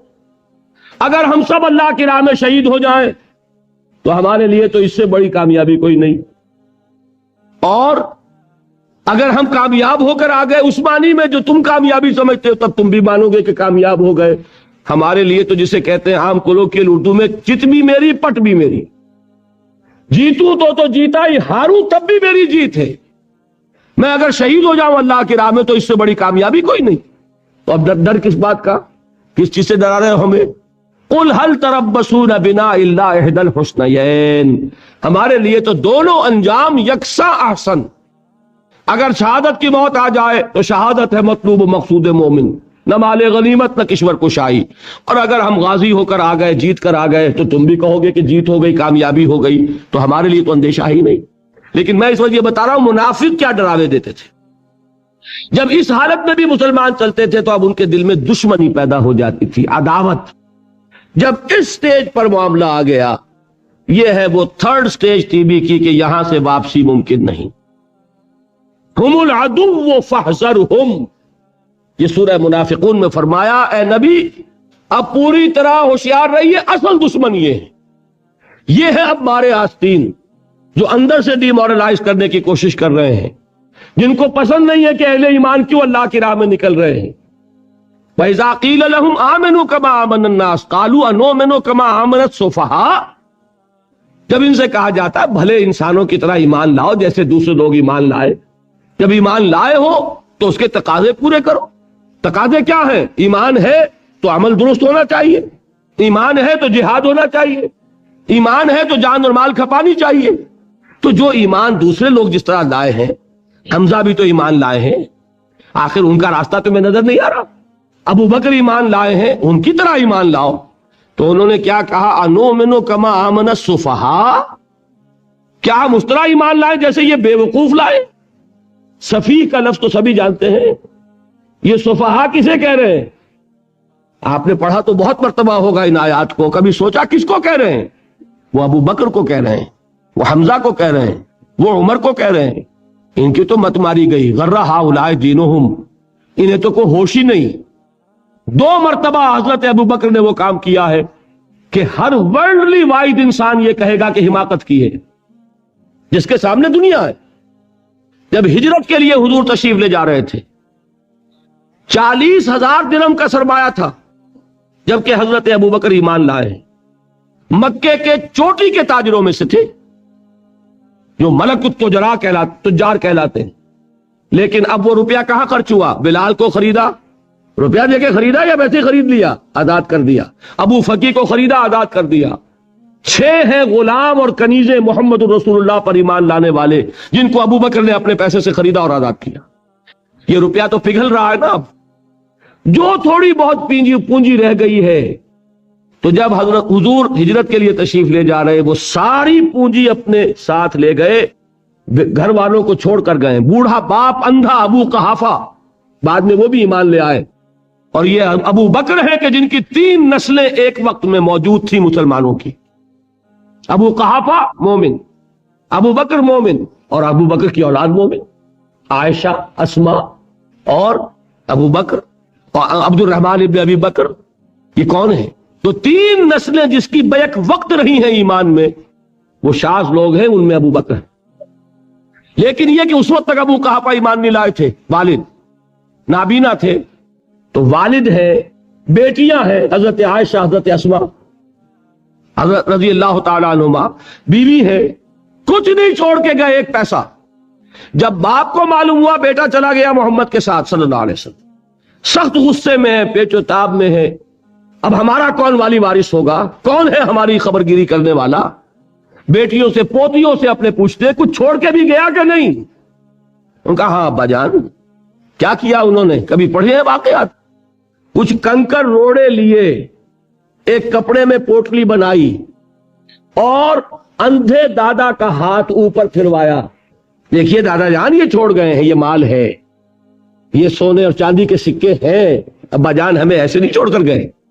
واقعہ کیا ہے کہ ایک پیسہ نہیں چھوڑا ابو بکر نے گھر والوں کے لیے، سب کچھ لے گئے کہ کیا پتا محمد کے ساتھ جا رہا ہوں، کس وقت کیا ضرورت پیش آ جائے صلی اللہ علیہ وسلم۔ تو یہ کوئی عقل مندی کی بات ہے؟ اپنے غریبانوں میں جھانکی، آپ یہ عقل مندی کریں گے؟ کہیں چاہے نہ، یہ بات دوسری ہے، لیکن یہ کہ اس کو کون ہم میں سے عقل مندی کہے گا؟ اسی طریقے سے جب غزوہ تبوک کا وقت آیا ہے، وہ واقعہ تو بہت مشہور ہے۔ حضرت عمر فرماتے ہیں کہ اس زمانے میں میرے پاس اتفاقاً پیسہ بہت تھا، میں نے یہ سوچا دل میں کہ اس مرحلے پر تو میں ابو بکر سے بازی لے جاؤں گا۔ مسابقت ان میں بھی تھی، لیکن نیکی کی مسابقت، خیر کی مسابقت، انفاق فی سبیل اللہ کی مسابقت۔ تو میں نے سوچا کہ میں بازی لے جاؤں گا۔ میں نے کیا کیا، کل دولت جو تھی اس کے 2 حصے کیے، ایک حصہ گھر رکھا اور ایک لا کے حضور کی خدمت میں پیش کر دیا۔ حضور نے پوچھا کہ عمر گھر والوں کے لیے کچھ چھوڑا؟ کہ جی ہاں، نصف کیا میں نے، نصف اللہ کی راہ میں حاضر ہے، نصف چھوڑایا۔ ٹھیک ہے، اب وہ آئے ابو بکر، پوچھا حضور نے ابو بکر گھر والوں کے لیے کچھ چھوڑا؟ کہ نہیں، صدیق کے لیے ہے خدا کا رسول، بس گھر میں اللہ اور اس کے رسول کے نام کے سوا کچھ نہیں چھوڑا۔ یہی ہے نا، پروانے کو چراغ ہے، بلبل کو پھول، بس، اور صدیق کے لیے ہے خدا کا رسول، بس، مجھے گھر والوں کے لیے کچھ نہیں چاہیے۔ یہ کام جو ہے، تو یہ جن کا ہم اس وقت ذکر پڑھ رہے ہیں منافقین، ان کے نزدیک حماقت تھی یا عقل مندی تھی؟ یہ سمجھداری تھی یا بے وقوفی تھی؟ وہ ہے جو بات کہہ رہے ہیں کہ جب ان سے کہا جاتا ہے ایمان لاؤ بھلے لوگوں کی طرح جیسے دوسرے لوگ ایمان لائے ہیں، تو کیا کہتے ہیں؟ انؤمن کما آمن السفہاء الا انہم ہم السفہاء ولکن لا یعلمون۔ آگاہ ہو جاؤ، اصل احمق یہ ہے، اصل بے وقوف یہ ہے، انہیں نہیں پتا کہ حقیقت کیا ہے، نفع کیا ہے، نقصان کیا ہے۔ وہ جو بات میں نے سورۃ العصر میں بیان کی تھی، والعصر ان الانسان لفی خسر الا الذین آمنوا وعملوا الصالحات وتواصوا بالحق وتواصوا بالصبر۔ جس کے ذہن اور قلب پر یہ صورت کندہ ہو جائے گی، اس کے نزدیک عقل مندی یہ ہے کہ سب کچھ اللہ کی راہ میں لگا دو، جس کے دل میں یہ بات بیٹھی نہیں اس کے لیے عقل مندی یہ ہے کہ بچا بچا کر رکھو، چھپا چھپا کر رکھو، سنبھال سنبھال کر رکھو۔ عقل مندی کا اس میں تقاضا کچھ اور ہے، اس میں تقاضا کچھ اور۔ لیکن یہاں بھی فرمایا وَلَٰكِن لَا يَعْلَمُونَ، انہیں ابھی علم نہیں ہے اس کا۔ اس سے پہلی آیت میں بھی فرمایا وَلَٰكِن لَا يَشْعُرُونَ، انہیں شعور نہیں ہے۔ دیکھیے میں آپ کو بتا رہا تھا یہ وہ غیر شعوری نفاق ہے، یہ بڑھتا چلا جا رہا ہے۔ پہلے جھوٹا بہانہ تھا، پھر جھوٹی قسمیں ہوئیں، پھر دشمنی ہو گئی صادق الایمان، جو جان اور مال لگا رہے ہیں، نچھاور کر رہے ہیں پروانہ وار، اللہ پر، اللہ کے دین کے اوپر نثار کر رہے ہیں اپنے آپ کو، ان سے عداوت، ان سے دشمنی، ان کا بغض، یہ تھرڈ سٹیج تک پہنچ گئے۔ اب بھی وہ اپنے آپ کو منافق نہیں سمجھتے، وہ سمجھتے عقل مند تو ہمیں، یہ تو بے وقوف ہے۔ ہم ہیں اصل میں بھائی، سمجھ کے چلنا چاہیے، تیل دیکھنی چاہیے، تیل کی دھار دیکھنی چاہیے، دائیں بائیں دیکھنا چاہیے، حفاظت کا بھی خیال ہونا چاہیے۔ یہ ساری چیزیں تو عقل مندی ہے نا دنیا کے اعتبار سے، تو وہ تو انہیں بے وقوف سمجھ رہے ہیں، اپنے آپ کو منافق کہاں سمجھیں گے؟ چاہیے ٹھیک ہے بھائی، دین بھی چاہیے لیکن دنیا کی فکر بھی چاہیے کہ نہیں؟ یہ آپ کہتے ہیں کہ نہیں کہتے؟ یہ تو بات آپ نے بہت دفعہ سنی بھائی، ٹھیک ہے دین بھی ہونا چاہیے لیکن دنیا بھی تو ہونی چاہیے کہ نہیں؟ یہ ہے سمجھ دنیا کی، یہ ہمارے معیارات ہیں۔ یہی وجہ ہے کہ دین ذلیل سے ذلیل تر ہو رہا ہے۔ دین، وہ جو میں نے حال ہی کے اشعار سنائے تھے کہ پستی کا کوئی حد سے گزر نہ دیکھے، اسلام کا گر کر نہ ابھر نہ دیکھے، مانے نہ کبھی کہ مد ہے ہر جزر کے بعد دریا کا ہمارے جو اتر نہ دیکھے۔ یہ دریا چڑھا کب تھا؟ جب صحابہ کرام نے وہ فینیٹسزم جس کو آج ہم کہیں گے اس کا جب مظاہرہ کیا، اس کا ثبوت دیا، دامے درمے سخنے، جان مال تن دھن سب لگا دیا، تو اللہ کے دین میں بہار آ گئی، رونق آ گئی، دین کا غلبہ ہو گیا۔ اور جب ہم اپنے سمجھ کر رکھیں گے تو ظاہر بات ہے کہ اس کا تو پھر جو حشر ہوگا وہ وہی۔ دین میں کمزوری، ہماری دنیا جو ہے پھل رہی ہے، پھول رہی ہے، دین جو ہے وہ کمزور ہوتا چلا جا رہا ہے۔ یہ ہے تھرڈ سٹیج اس نفاق کی، کہ جس کے بعد اب کوئی امکان واپسی کا نہیں ہوتا۔ یہ غیر شعوری نفاق، جان لیجئے کہ یہ نہیں ہے کہ ماضی ہی ماضی میں تھا، اب اس کا کوئی امکان نہیں، یہ نہ سمجھیے۔ اب بھی یہ نفاق جو ہے، یہ میں بتا دوں آپ کو، ایک عام آدمی ہے، دین کا تقاضا ہی سامنے نہیں ہے، اسے پتہ ہی اتنا ہے کہ اللہ کے دین کا تقاضا نماز روزہ، وہ نماز روزہ کر رہا ہے، اس پر نفاق کا حملہ نہیں ہوگا۔ اس کو آپ کہہ دیں کہ اس کی سمجھ کم ہے، اس کا شعور کم ہے، اسے پتہ نہیں ہے، دین کے تقاضوں سے واقف نہیں ہے، وہ بچا ہوا ہے، وہ محفوظ ہے۔ وہ جو میں نے آپ سے کہا تھا پرسوں، اور ایک صاحب نے جواب دیا مجھے بعد میں کہ آج آپ نے جو بات کہی ہے تو کل لوگ کم آئیں گے، آپ نے ڈرا دیا کہ یہ جو تقاضے دین کے سامنے آ رہے ہیں تو اس سے ذمہ داری بڑھ رہی ہے۔ اب جس نے سمجھ لیا ہے پھر پیچھے رہے، وہ نفاق کے خطرے میں ہے۔ جسے سمجھ ہی نہیں ہے وہ پھر بھی کوئی نہ کوئی عذر پیش کر سکے گا کہ اللہ ان مولویوں سے پوچھ جنہوں نے ہمیں بتایا نہیں، انہوں نے تو دین کے تقاضے ہمیں یہ بتائے نہیں، انہوں نے تو ہمیں نور اور بشر میں چکر دے کے لڑائے رکھا، ان سے پوچھ۔ اصل جو مجرم جو ہے وہ یہ ہے، وہ واقعہ یہ ہے کہ کسی درجے میں بچیں گے کہ دین چاہتا کیا ہے، دین کے تقاضے کیا ہیں، توحید کی حقیقت کیا ہے، شرک کی حقیقت کیا ہے۔ اس کی طرف اگر توجہ ہی نہیں دلائی جا رہی، اور اس غریب کو پتہ ہی نہیں، اسے پتہ ہی صرف یہ ہے کہ کھڑے ہو کر سلام پڑھنے میں اتنا فائدہ ہوتا ہے، وہ پڑھ رہا ہے بیچارہ، لہذا اس کا معاملہ آسان ہے بنسبت اس شخص کے کہ جس کے سمجھ میں آ گیا ہو، بات اس نے پالی ہو، دین یہ چاہتا ہے، دین اپنا غلبہ چاہتا ہے۔ علامہ اقبال نے غالب پر ایک جو نظم لکھی ہے باغ درا میں ہے، اس کا ایک شعر بڑا پیارا ہے، گیسوئے اردو ابھی منت پذیر شانہ ہے، شمع یہ سودائی یہ دل سوزی یہ پروانہ ہے۔ یہ دین جو ہے یہ تو چاہتا ہے کہ اہل ایمان پروانہ وار اس شمع پر نثار ہو جائے، جانے لگا دے، گردنیں کٹوا دے۔ وَلَا تَقُولُوا لِمَنْ يُقْتَلُ فِي سَبِيلِ اللَّهِ أَمْوَاتٌ بَلْ أَحْيَاءٌ وَلَٰكِن لَا تَشْعُرُونَ۔ اور اگر اس سے پیچھے ہٹیں گے، قدم پیچھے ہٹا نہیں کہ نفاق کی زد میں آئے نہیں، وہ نفاق کی پہلی stage, second stage, third stage, وہاں پہنچ گئے، واپسی نہیں۔ اس کے لیے ایک اور دو آیات میں چاہتا ہوں کہ اس سے اس حقیقت کو اور سمجھ لیں اچھی طرح، تاکہ کوئی اشکال نہ رہ جائے۔ ایک آیت تو میں نے شروع میں پڑھی تھی، ایک نہیں ہے، یعنی ایک جگہ سے، سورہ عنکبوت اور ایک آیت ہے سورہ حج کی، وہ میں نے شروع میں تلاوت نہیں کی. سورہ حج کی آیت دیکھیے، اس قدر پیاری آیت ہے. دوسرے رکوع کے اندر آپ کو آیت ملے گی. سورہ حج 17ویں پارے میں ہے، نصف کے بعد شروع ہوتی ہے، اور اس کے دوسرے رکوع میں وَمِنَ النَّاسِ، اور لوگوں میں سے کچھ ایسے بھی ہیں، مَن يَعْبُدُ اللَّهَ عَلَى حَرْفٍ، جو اللہ کی بندگی کرنا چاہتے ہیں کنارے پر کھڑے ہو کر.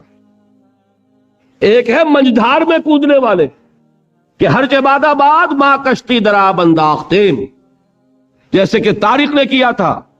ادھر ساحل اندلس پر قدم رکھا، ادھر کشتیوں میں آگ لگا دی، کہ کسی کے دل میں خیال ہی نہ آئے کہ واپسی بھی ہے. کوئی کسی کے ذہن میں سوال ہی پیدا نہ ہو کہ اب گھر واپس جانا ہے. طارق چمبر کنارے اندلس سفینہ سو، گفتند کارے تو جو رہے عقل و خرد خطاس. دیکھیے وہی عقل اور بے وقوفی والی بات آ گئی. لوگوں نے کیا یہ طارق کیا کیا؟ عقل مندی کی روح سے تو یہ غلطی کی تم نے. عقل تو یہ سکھاتی ہے کہ ذرا سنبھل سنبھل کر چلو. جذبہ یہ کہتا ہے کہ نہیں، واپسی کا کوئی سوال. اس نے اقبال نے یہی نقشہ کھینچا ہے کہ بے خطر کود پڑا آتش نمرود میں عشق، عقل ہے محو تماشائے لبے بام ابھی. عقل تو کودنے کا مشورہ نہیں دیتی، جذبہ اور عشق اور محبت جو ہے وہ کہتا کودو. تو یہ بات جو ہے من الناس من یعبد اللہ علی حرف، انسانوں میں سے ایسے بھی ہیں جو اللہ کی بندگی کرنا چاہتے ہیں مگر کنارے کنارے. فَإِنْ أَصَابَهُ الْخَيْرُ اطْمَأَنَّ بِهِ، اگر خیر رہے، خیریت رہے، مال بھی ملے، کوئی خطرہ بھی نہ ہو، نقصان بھی نہ ہو، مطمئن رہتا ہے. وَإِنْ أَصَابَتْهُ فِتْنَةٌ انقلب عَلَى وَجْهِهِ خَسِرَ الدُّنْيَا وَالْآخِرَةَ، اور اگر آزمائش آ گئی، کڑا وقت آ گیا، کٹھن امتحان آ گیا، اپنے منہ کے بل اوندھا گر پڑتا ہے. خسر الدنیا والآخرہ ذالک هو الخسران المبین، یہی ہے خسارہ دنیا اور آخرت کا، اور اصل خسارہ یہی. بات سمجھ میں آئی؟ وہی اقبال کا شعر، تو چھپا چھپا کے نہ رکھ اسے، یا تو بچا بچا کے نہ رکھ اسے، تیرا آئینہ ہے وہ آئینہ کہ شکستہ ہو تو عزیز تر ہے نگاہ آئینہ ساز. اب سورہ عنکبوت کی آیات سنیے، وہ میں نے تلاوت کی تھی شروع میں. وَمِنَ النَّاسِ مَن يَقُولُ آمَنَّا بِاللَّهِ، لوگوں میں سے ایسے بھی ہیں جو کہہ تو دیتے ہیں کہ ہم ایمان لائے اللہ پر. چشم تصور سے دیکھیے، بلال کی جگہ فرض کیجئے کوئی کمزور سا آدمی ہوتا، دل میں یقین، کہہ تو اس نے بھی دیا شوق میں آ کر اشہد ان لا الہ الا اللہ واشہد ان محمد رسول اللہ، اور اب جو شروع ہوئی پٹائی تو گھبرا گیا. یہ تصور کر سکتے ہیں نا. وَمِنَ النَّاسِ مَن يَقُولُ آمَنَّا بِاللَّهِ فَإِذَا أُوذِيَ فِي اللَّهِ، پھر جب اسے اللہ کی وجہ سے ایذا پہنچائی گئی، جعل فتنة الناس كعذاب اللہ، تو اللہ انسانوں کی طرف سے ڈالی ہوئی آزمائش سے ایسے گھبرا اٹھا جیسے کہ اللہ کے عذاب سے گھبرانا چاہیے. ہمت جواب دے گئی، پاؤں کانپ رہے ہیں، معافی مانگ کے نکلتے ہیں کہ نہیں جیلوں سے واپس، جوش میں آ گئے کسی تحریک میں، اس وقت تو چلے گئے، اور چند دنوں کے بعد وہ جوش نشہ تو حرن ہوا، اور اب معافیاں لکھ لکھ کے باہر آ رہے ہیں. یہ ہمارے یہاں ہوتا رہا. تو یہ جو نقشہ ہے اس کو کھینچ کر کہا قرآن نے، وَلَئِن جَاءَ نَصْرٌ مِّن رَبِّكَ، اور اے نبی اگر آپ کے رب کی طرف سے مدد آ جائے، فتح حاصل ہو جائے، مال غنیمت ہو، تو یہ آ کے کھڑے ہو جائیں گے. لَيَقُولُنَّ إِنَّا كُنَّا مَعَكُمْ، تو یہ لازماً کہیں گے کہ ہم بھی آپ کے ساتھ تھے، ہمارا بھی حصہ ملنا چاہیے.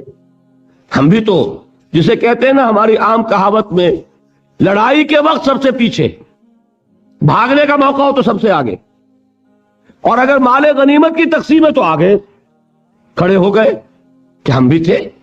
اس وقت وہ بچ بچ کر کہیں کونوں خطروں میں کھڑے ہیں، جا فروشی سرفروشی کے لیے تیار نہیں. لیکن وَلَئِن جَاءَ نَصْرٌ مِّن رَبِّكَ، اگر تیرے رب کی طرف سے مدد آ گئی، لَيَقُولُنَّ إِنَّا كُنَّا مَعَكُمْ، وہ لازماً کہیں گے کہ ہم بھی تو آپ کے ساتھ ہی تھے. أَوَلَيْسَ اللَّهُ بِأَعْلَمَ بِمَا فِي صُدُورِ الْعَالَمِينَ، تو کیا اللہ تعالیٰ کو خوب معلوم نہیں ہے کہ لوگوں کے سینوں کے اندر کیا ہے؟ وَلَيَعْلَمَنَّ اللَّهُ الَّذِينَ آمَنُوا وَلَيَعْلَمَنَّ الْمُنَافِقِينَ، اور اللہ تو کھول کر رکھ دے گا کہ کون ہے حقیقی مومن اور کون ہے منافق۔ یہ ہے منافقانہ کردار، یہ ہے کہ جس کا پورا جینیسس کس طرح وہ وجود میں آتا ہے قرآن نے کھول دیا۔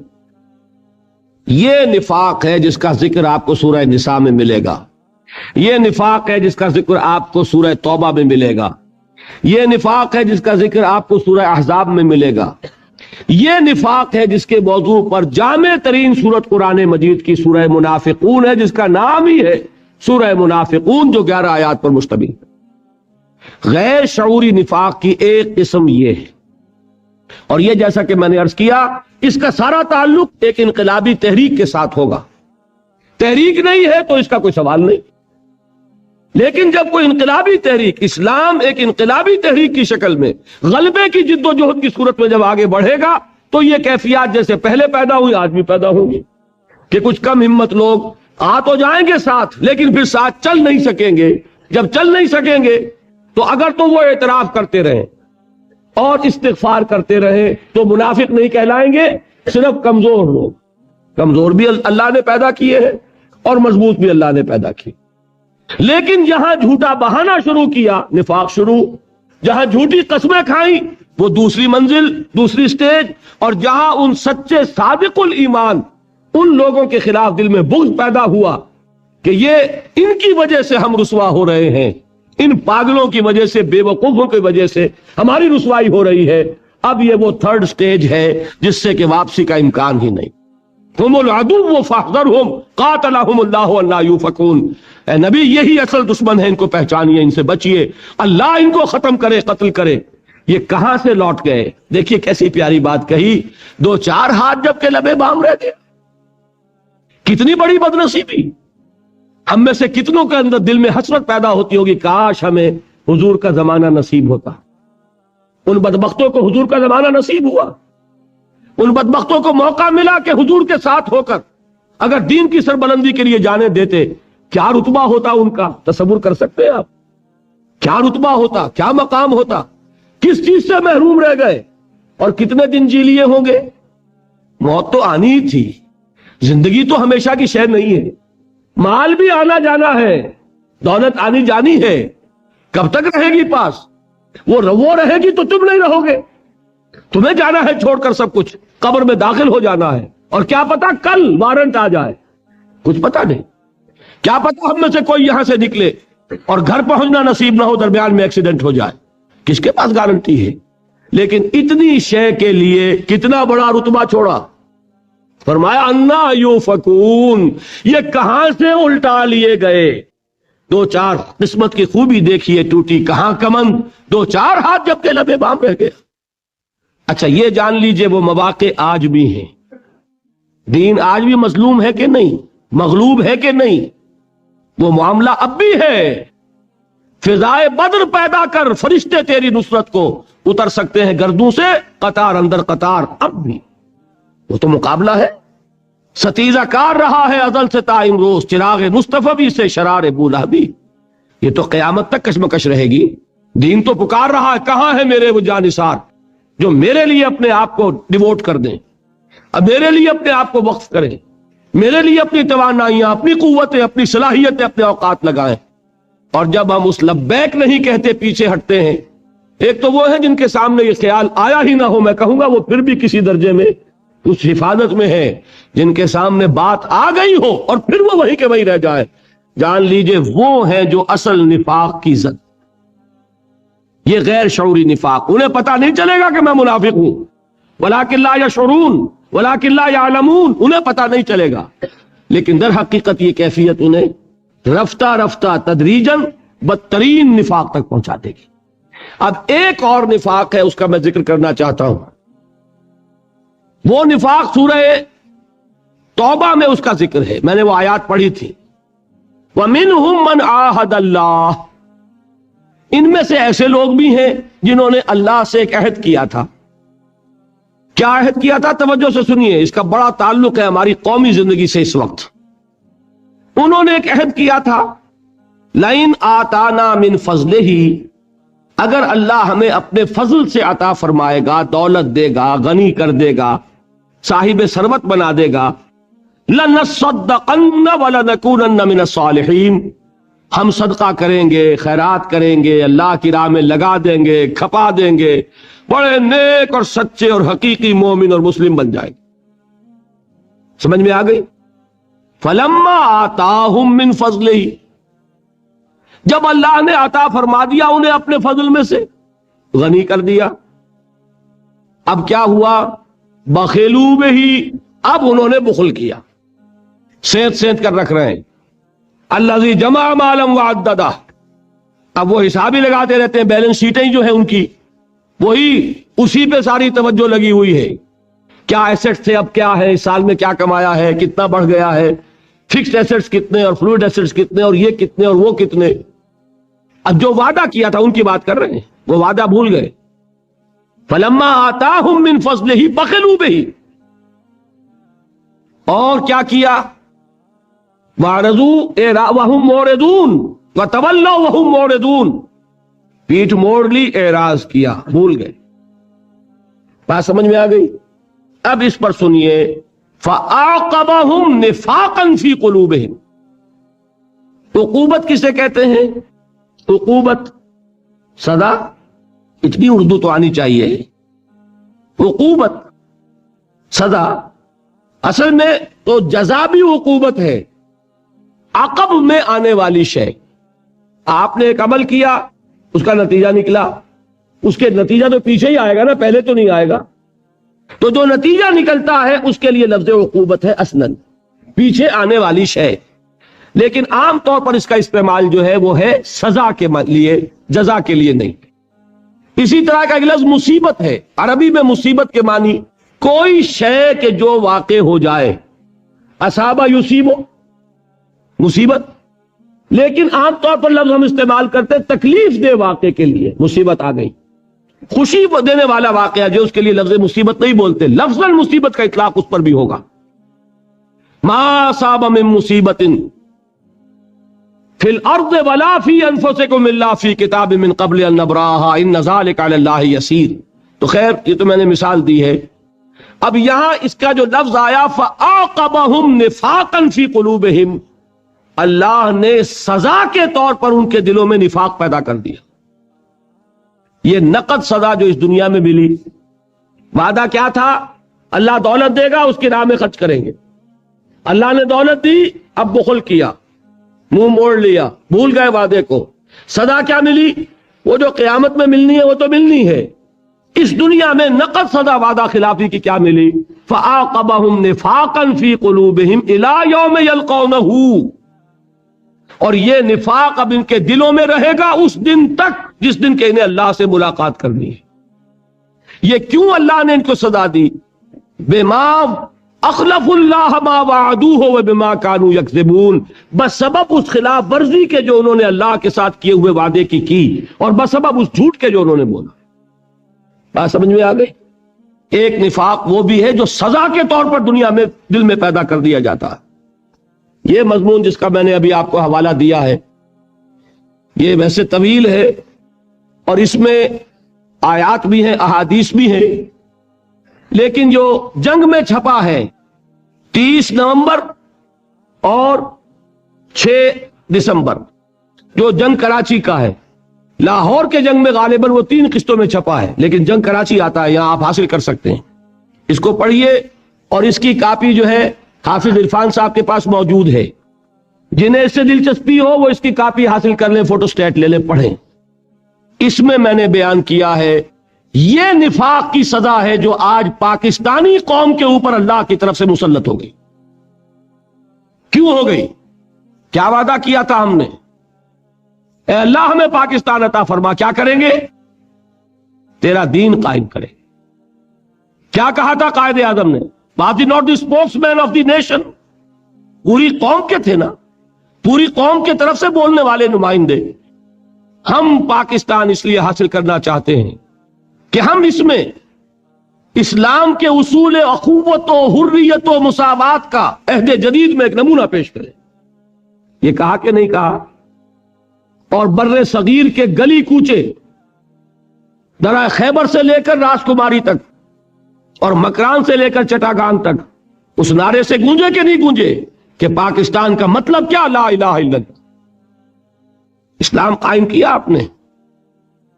میں کسی ایک شخص کی بات نہیں کر رہا، قائد اعظم تو خیر بہت جلدی اللہ تعالیٰ نے ان کو بلا لیا، وہ اللہ کے پاس ہیں، ان کا حساب کتاب اللہ کے پاس ہے۔ اصل معاملہ انڈیویجول کا نہیں ہے، میں قوم کی بات کر رہا ہوں۔ قوم نے کیا کیا؟ ہم نے بھی کارخانے بنائے، فیکٹریاں بنائیں، محل بنائے۔ وہ لوگ کہ جن کو قطعاً توقع نہیں ہو سکتی تھی کہ وہ اتنے اعلیٰ عہدوں پر فائز ہوں گے، ان کو مواقع ملے کہ نہیں ملے؟ جو تصور نہیں کر سکتے تھے کہ ایسے کاروبار جما سکتے ہیں، انہوں نے کاروبار جمائے کہ نہیں جمائے؟ صرف یہی کیا یا دین کو قائم کیا؟ حال یہ ہو گیا، وہ لوگ جو پاکستان میں رہتے تھے، جنہیں واقعہ یہ ہے کہ کوئی قیمت نہیں دینی پڑی پاکستان کی، ان کی بات چھوڑ دیجئے۔ جو گھر میں پر دولت مل جائے اس کی قدر و قیمت کا احساس نہیں ہوتا۔ جو لوگ ملک چھوڑ کر آئے، جنہوں نے آگ اور خون کے دریا عبور کیے، انہوں نے بھی آ کر کیا کیا؟ جس کے پاس 4 پیسے ہوئے برقع اتر گیا۔ یہ کیا ہم نے۔ آپ دیکھیے اپنے معاشرے کے اندر کیا ہوا ہے۔ یہ اس کی سزا ہے جو نفاق کی شکل میں آج آپ کے معاشرے پر ہے۔ وہ جو نفاق کی میں نے آپ کو عملی حدیثیں سنائی تھی، سوچئے ہمارے معاشرے میں جھوٹ، دغا، فریب، وعدہ خلافی، کم تولنا، رشوت کیا ہے؟ کون سی برائی ہے کہ جو ہمارے معاشرے میں آج نہیں، جو ہمارے قومی کریکٹر کا جز بن چکی ہے؟ یہ ہے وہ بدترین سزا، وہ نفاق عملی کے جو آج پوری پاکستانی قوم پر افراد ہیں اب بھی، لیکن افراد کی بات نہیں ہے، وہ مستثنا ہوتے ہیں۔ بڑا پیارا شعر ہے اقبال کا کہ فطرت افراد سے اغماس بھی کر لیتی ہے، نہیں کرتی کبھی ملت کے گناہوں کو معاف۔ افراد کے ساتھ نرم معاملہ ہو سکتا ہے، لیکن کلیکٹیو ایک جرم، وعدہ خلافی، میں سمجھتا ہوں کہ تاریخ میں شاید اتنی بڑی اجتماعی وعدہ خلافی نہ کی ہو کسی قوم نے، کہ ہم نے ملک مانگا صرف کس لیے؟ جو دعائیں مانگی ہم نے، میں ان میں سے ہوں کہ جو خاک اور خون کے اور آگ اور خون کے دریا عبور کر کے آئے ہیں پاکستان۔ میں نے اور میرے گھر والوں نے 170 میل کا سفر 20 دن میں کیا ہے، حصار سے سلیمان کے ہیڈ ورکس تک 1 لاکھ کا پیدل قافلہ 20 دن میں پہنچا۔ راستے میں وہ کچھ کھایا ہے جس کے کھانے کا تصور انسان نہیں کر سکتا، وہ پانی پیا ہے جوہر کا جس کو دیکھ نہیں سکتا انسان۔ یہ سب کچھ کر کے پاکستان آئے، لیکن آج بتائیے کہ وہ قوم کہاں ہے؟ وہ وعدے کہاں ہیں؟ وہ اسلام کہاں ہے؟ وہ اسلامی حریت کہاں ہے؟ وہ اسلامی مساوات کہاں ہے؟ وہ اسلامی اخوت کہاں ہے؟ وہ اسلامی معاشرہ کہاں ہے؟ اسلامی قانون کہاں ہے؟ آئلی قوانین، میں نے آپ کو بتایا تھا کہ جب مصطفیٰ کمال نے ختم کیے ہیں اسلام کے آئلی قوانین، تو پورے یورپ نے فقرے چست کیے تھے کہ یہ عجیب قوم ہے، کہتی یہ ہے کہ ہمارے پاس سب سے اچھا قانون ہے، اور حال یہ ہے کہ پرسنل لا، فیملی لاز بھی ہم سے لے رہی۔ وہ حال ہمارا ہوا۔ ہندوستان کا مسلمان، مجھے بتایا گیا ہے 6-7 جنوری کو یہاں آ رہے ہیں مولانا علی میاں اور ان کے ساتھ اور بہت سے لوگ۔ پرسنل لا کے معاملے میں، آئلی قوانین کے معاملے میں ہندوستان کی سپریم کورٹ نے صرف ایک فیصلہ دیا ابھی، اور وہ ایک تھوڑی سی تبدیلی کی ہے اس میں، اور اس پر مسلمانوں کا وہ رد عمل ہندوستان میں ہوا ہے۔ 600 افراد ایک دن میں کلکتہ میں گرفتار ہوئے۔ میں ابھی گیا ہوا تھا ہندوستان، انگریزی اخبارات میں نے بامبے میں جو ڈیمونسٹریشن کیا مسلمانوں نے، اس کے لیے الفاظ یہ تھے، پورے صفحے کے اوپر تصویر، A mammoth demonstration by Bombay Muslims against the verdict of the Supreme Court۔ Patna میں جلوس نکلا ہے، فائرنگ ہوئی ہے، 17 آدمی جو ہے اس میں زخمی ہوئے ہیں، کتنے بعد میں ان میں سے شہید ہو گئے مجھے معلوم نہیں۔ یہ حال کس بات پر ہے کہ آئلی قانون میں تھوڑی سی ترمیم کی گئی، اور وہ آئلی قوانین صدر ایوب اس نے اپنے عہد میں اپنے اختیار خصوصی کو بروکار لاتے ہوئے ایک آرڈیننس کی شکل میں نافذ کر دی، جن کے بارے میں علماء کرام کا متفقہ فیصلہ یہ تھا کہ اسلامی قانون میں ترمیم کی گئی ہے، اور یہ غیر اسلامی ترامیم ہے، اور وہی آج تک ہمارے ملک میں نافذ ہے۔ اور کیا نافذ ہوگا؟ ہم نے پرسنل لا کے اندر جو ہے ترمیم کی، جو انگریز کو جرات نہیں ہوئی ہمارے آئلی قانون کے اندر ترمیم کرنے کی۔ یہ ہے وہ معاملہ جو ہم نے اختیار کیا ہے، اور آپ یہاں آرام سے ہیں، اپنے دھندے کر رہے ہیں، پیسے بنا رہے ہیں، پیسے بھیج رہے ہیں، مال و اسباب بھیج رہے ہیں، اور میں آپ کو بتانا چاہتا ہوں، یہ مضمون پڑھ لیجئے گا، بڑے شدید خطرے میں ہیں ہم عذاب خداوندی کے۔ وہ عذاب کا ایک کوڑا ہم پر پڑا، کیوں پڑا؟ اس روز چونکہ ایک ہمارے بنگالی بھائی، بنگالی مسلمان تھے، میں زیادہ تفصیل میں نہیں گیا، جو صدارت فرما رہے تھے، یہ کوڑا کیوں ہماری پیٹھ پر پڑا؟ کیا اللہ ظالم ہے؟ وہ ملک جو بنا تھا سن 47 میں، وہ ملک تو آج نہیں ہے، وہ تو پاکستان دیٹ واز، اور وہ بنگلہ دیش کی شکل اختیار کر چکا ہے۔ میں نے عرض کیا تھا پہلے دن کہ اگر علیحدہ ہو جاتے تب بھی ایک بات تھی صدمے کی، لیکن انہوں نے نام اپنا بدل دیا، گویا کہ اس تحریک مسلم لیگ سے لا تعلقی اختیار کی۔ یہ دوہرا صدمہ ہے ہمارے لیے، ورنہ وہ علیحدہ ہو جاتے۔ 2 کوریا موجود ہے، 2 ویتنام موجود ہے، 2 یمن موجود ہیں اسی پیننسولا میں، جزیرہ نما عرب میں، 2 جرمنی موجود ہیں یورپ میں، کون سا بر اعظم ہے جس میں نہیں ہے؟ 2 پاکستان ہو سکتے تھے علیحدہ علیحدہ، لیکن در حقیقت 1 لاکھ ہمارا کڑیل جوان ہندوؤں کی قید میں۔ کہاں لے جایا گیا؟ مدھیہ پردیش۔ یہ سینٹرل انڈیا کے prison campus, concentration campus, officers and jawans اس قوم کے جس نے 1000 برس تک حکومت کی تھی، اور اندرا گاندھی نے کہا we have avenged our 1000 years defeat. Didn't she say it? آپ سوچئے، تاریخ اپنے آپ کو دوہرا سکتی ہے۔ کیا اس کے بعد ہمارا طرز عمل درست ہو گیا؟ تو پھر قرآن تو کہتا ہے عسیٰ ربکم ان یرحمکم، تمہارا رب تم پر رحم کرنے کے لیے تیار ہے، لیکن وَإِنْ عُدْتُمْ عُدْنَا، اگر تم دوبارہ وہی کچھ کرو گے تو ہم پھر وہی کچھ کریں گے۔ مجھے تو یہ وعید نظر آ رہی ہے۔ اچھی طرح سمجھ لیجئے، اس ملک کے اندر اگر ہم نے اپنی کوتاہی کی تلافی نہ کی، یہ صرف مذہبی واز نہیں ہے جو میں کہنے یہاں آیا ہوں، میں آپ کو جھنجھوڑنے آیا ہوں۔ زندگی میں پھر یہ موقع آتا یا نہیں آتا اللہ جانتا ہے، میری اپنی زندگی ہے یا نہیں ہے کس کو معلوم۔ زندگی ہو امکان نہ رہے، اس کی بھی 100 شکلیں ہو سکتی ہیں۔ میں نہیں چاہتا کہ کوئی بھی بات چھپا کر آپ سے رکھوں۔ بہت خطرے میں ہے ہمارا ملک اس وقت، تیری بربادیوں کے مشورے ہیں آسمانوں میں، لیکن یہ کہ یہ سب کچھ سزا ہے کس بات کی؟ وعدہ خلافی۔ تم نے اسلام کے لیے ملک لیا، بر صغیر کے ٹکڑے کروائے، آرٹیفیشل ڈویژن ہوئی ہے، یہ تقسیم فطری نہیں ہے، دریا بانٹ دیے۔ کہہ رہے ہیں کہ سردی گاندھی کہ پنجابیوں نے تو اپنے حصے کے دریا بیچ دیے تھے، یہ سندھ تو ہمارا ہے جس کے اوپر کہ اب انہوں نے اپنی آنکھیں جو ہے جمائی ہوئی ہیں۔ کیسے کیسے فتنے آپ کے گھر میں پروان چل رہا ہے، لیکن یہ کیوں ہے؟ میں نے اس روز بھی عرض کیا تھا، اسلام اگر آتا یہ کیوس نہ ہوتا، یہ بددلی نہ ہوتی، جذبہ اور ابھرتا اور آگے آتا اور یکجہتی پیدا ہوتی، اخوت پیدا ہوتی، لیکن اسلام کا نظام جس کو کہ عام آدمی کہے کہ ہاں یہ اسلام ہے، واقعتاً اس میں وہ برکات ہیں کہ جو خلافت راشدہ میں پیدا ہوئی تھی، وہ اگر ہو جائیں تو یہ ملک بچتا ہے، نہ صرف بچتا ہے، اللہ تعالی ہماری توبہ کو قبول فرما لے تو یہ ہو سکتا ہے کہ پوری دنیا میں اسلامی انقلاب کے لیے پیش خیمہ بن جائے، اور اس کا امکان ہے۔ وہ مضمون بھی میرا چھپ چکا ہے جنگ میں، جو پچھلا جو جمعہ گزرا ہے اس میں چند ذاتی وضاحتوں کے عنوان سے وہ مضمون چھپا ہے کہ میں اب بھی جہاں ایک طرف یہ خطرات دیکھ رہا ہوں، شدید ترین خطرات جن کی کہ میں نے نشاندہی اس میں کی تھی، وہاں یہ کہ جب بھی حساب کتاب جوڑتا ہوں نظر آتا ہے اللہ کا بڑا فضل و کرم تھا کہ اس نے ہمیں یہ ملک عطا فرمایا، اور اس نے معجزانہ طریقے پر اس کی حفاظت بھی کی۔ 65 میں معجزہ ہوا تھا کہ نہیں؟ غور کیجئے۔ لیکن اللہ کی رسی دراز تو ہوتی ہے ایک حد تک، اس وقت اس نے معجزے سے بچایا اور 71 میں 2 ٹکڑے کر دیے۔ کیوں؟ 25 برس بیت چکے تھے ہماری نافرمانی اور وعدہ خلافی، ایک کوارٹر آف اے سینچری۔ آپ کہیں گے 24 سوا 24 برس ہوئے تھے، سوا 24 برس شمسی مساوی ہے 25 برس قمری کے، قمری حساب سے پورے 25 برس ہو چکے تھے جبکہ یہ سن 71 کا ڈیبیکل ہوا ہے، اس وقت جبکہ کوارٹر سینچری گزر چکی تھی ہماری وعدہ خلافی پر۔ اس کے بعد پھر 14 برس بیت چکے، 15واں سال جا رہا ہے۔ اللہ بہتر جانتا ہے توفیق ہوتی ہے کہ نہیں ہوتی، لیکن میں اس وقت صرف حقیقت نفاق کے موضوع پر تقریر کر رہا ہوں۔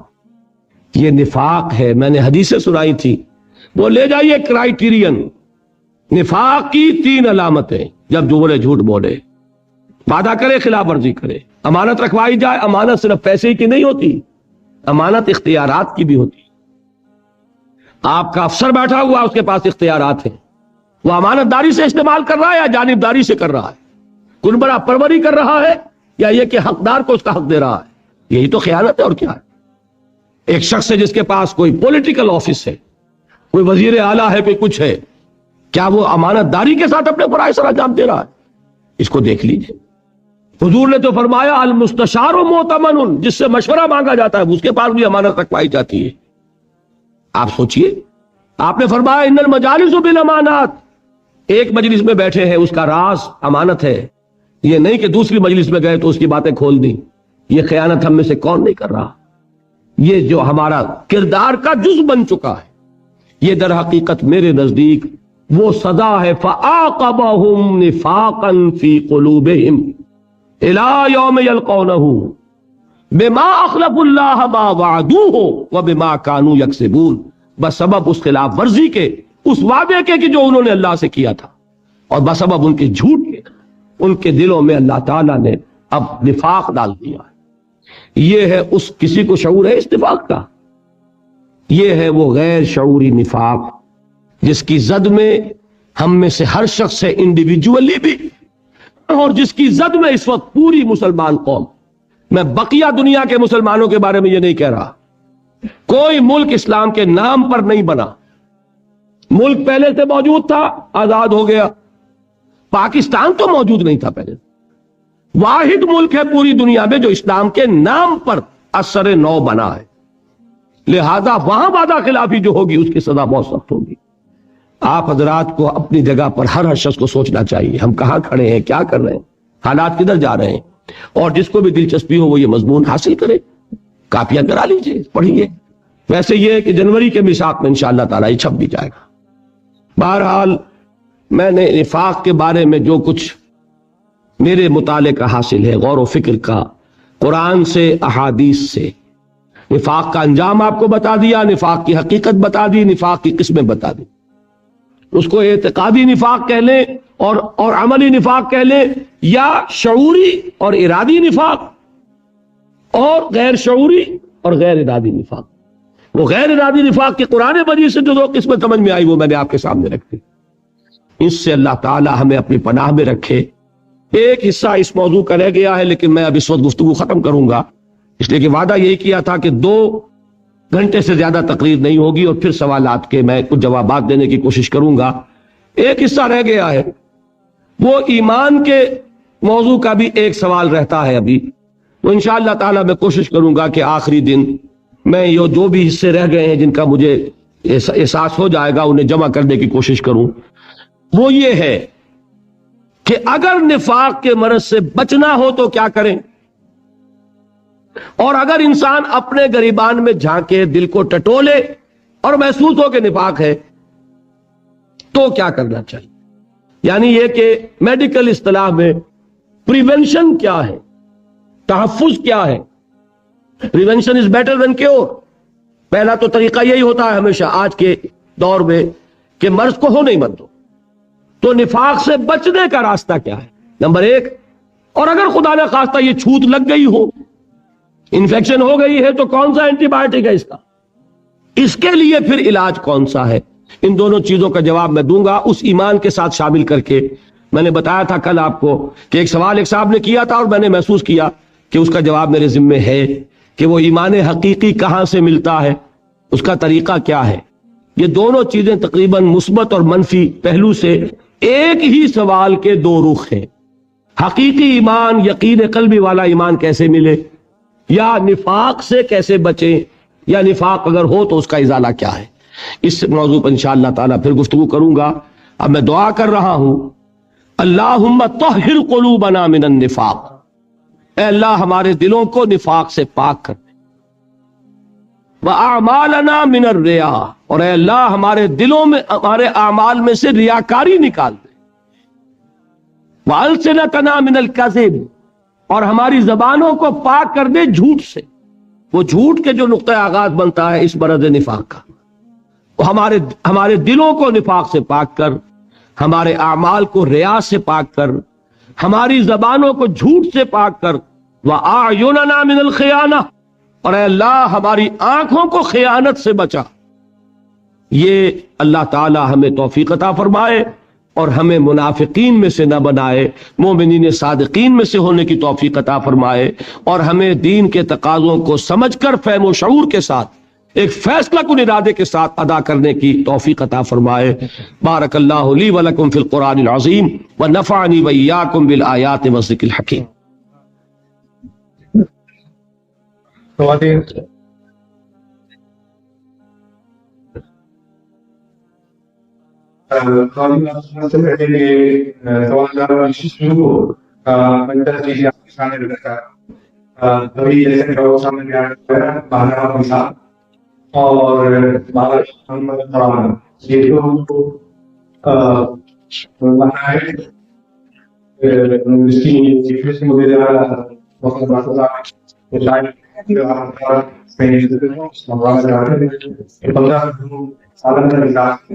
آپ موبائل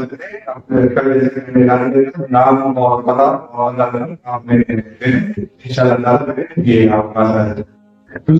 دونوں پرچوں کے تو 30 ہو جائے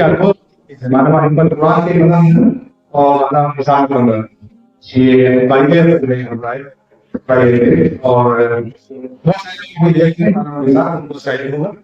وہ بدل آپ کا ہو جاتا ہے جو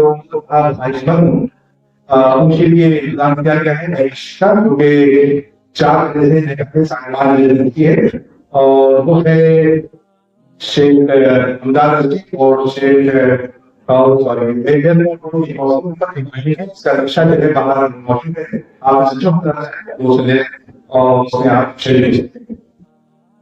ایک اور اعلان ہے جو کہ پہلے بھی آپ کو بتایا جا چکا ہے، جانتی ہوٹل ہے جو شمار ہو چکے ہیں، جناب فاروق ہے، وہ 22 دسمبر کو بہت دھنیواد 8 دشک اس پر تقریر کریں گے جس کا عنوان ہوگا اسلام امریکہ۔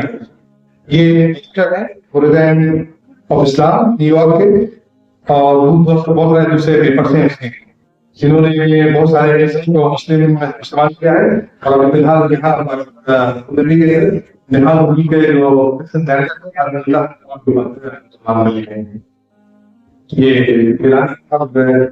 یہ سوالات ہیں، میں ایک بار رہوں گا۔ دیکھیے ان سوالات سے پہلے مجھے کل یا پرسوں بلکہ شاید ایک صاحب نے ایک طویل تحریر دی تھی، اور بلکہ جس روز پہلے دن یہ ہمارا پروگرام ہو رہا تھا ایک بزرگ یہاں سے ناراض ہو کر بھی چلے گئے تھے اس ویڈیو کے مسئلے پر۔ تصویر کا مسئلہ چونکہ ہمارے ہاں بڑا ایک حساس قسم کا مسئلہ ہے، تو میں چاہتا ہوں کہ اس کے ضمن میں پہلے اپنی بات پوری طرح آپ کو بتا دوں۔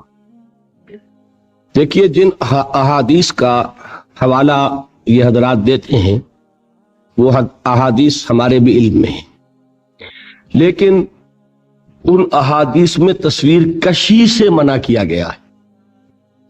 جس وقت یہ حضور نے حکم دیا ہے اس وقت ہاتھ سے تصویر بنتی تھی، لہذا اس کے بارے میں تو یہ فیصلہ کن ہے کہ وہ حرام ہے، ہاتھ سے جاندار شے کی تصویر بنانا۔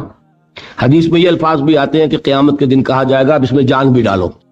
تم نے گویا کہ اللہ تعالیٰ کی نقل کی کہ تم نے جاندار چیز بنائی تو اللہ نے تو جان ڈالی تھی، اب جان ڈالو اس کے اندر جان۔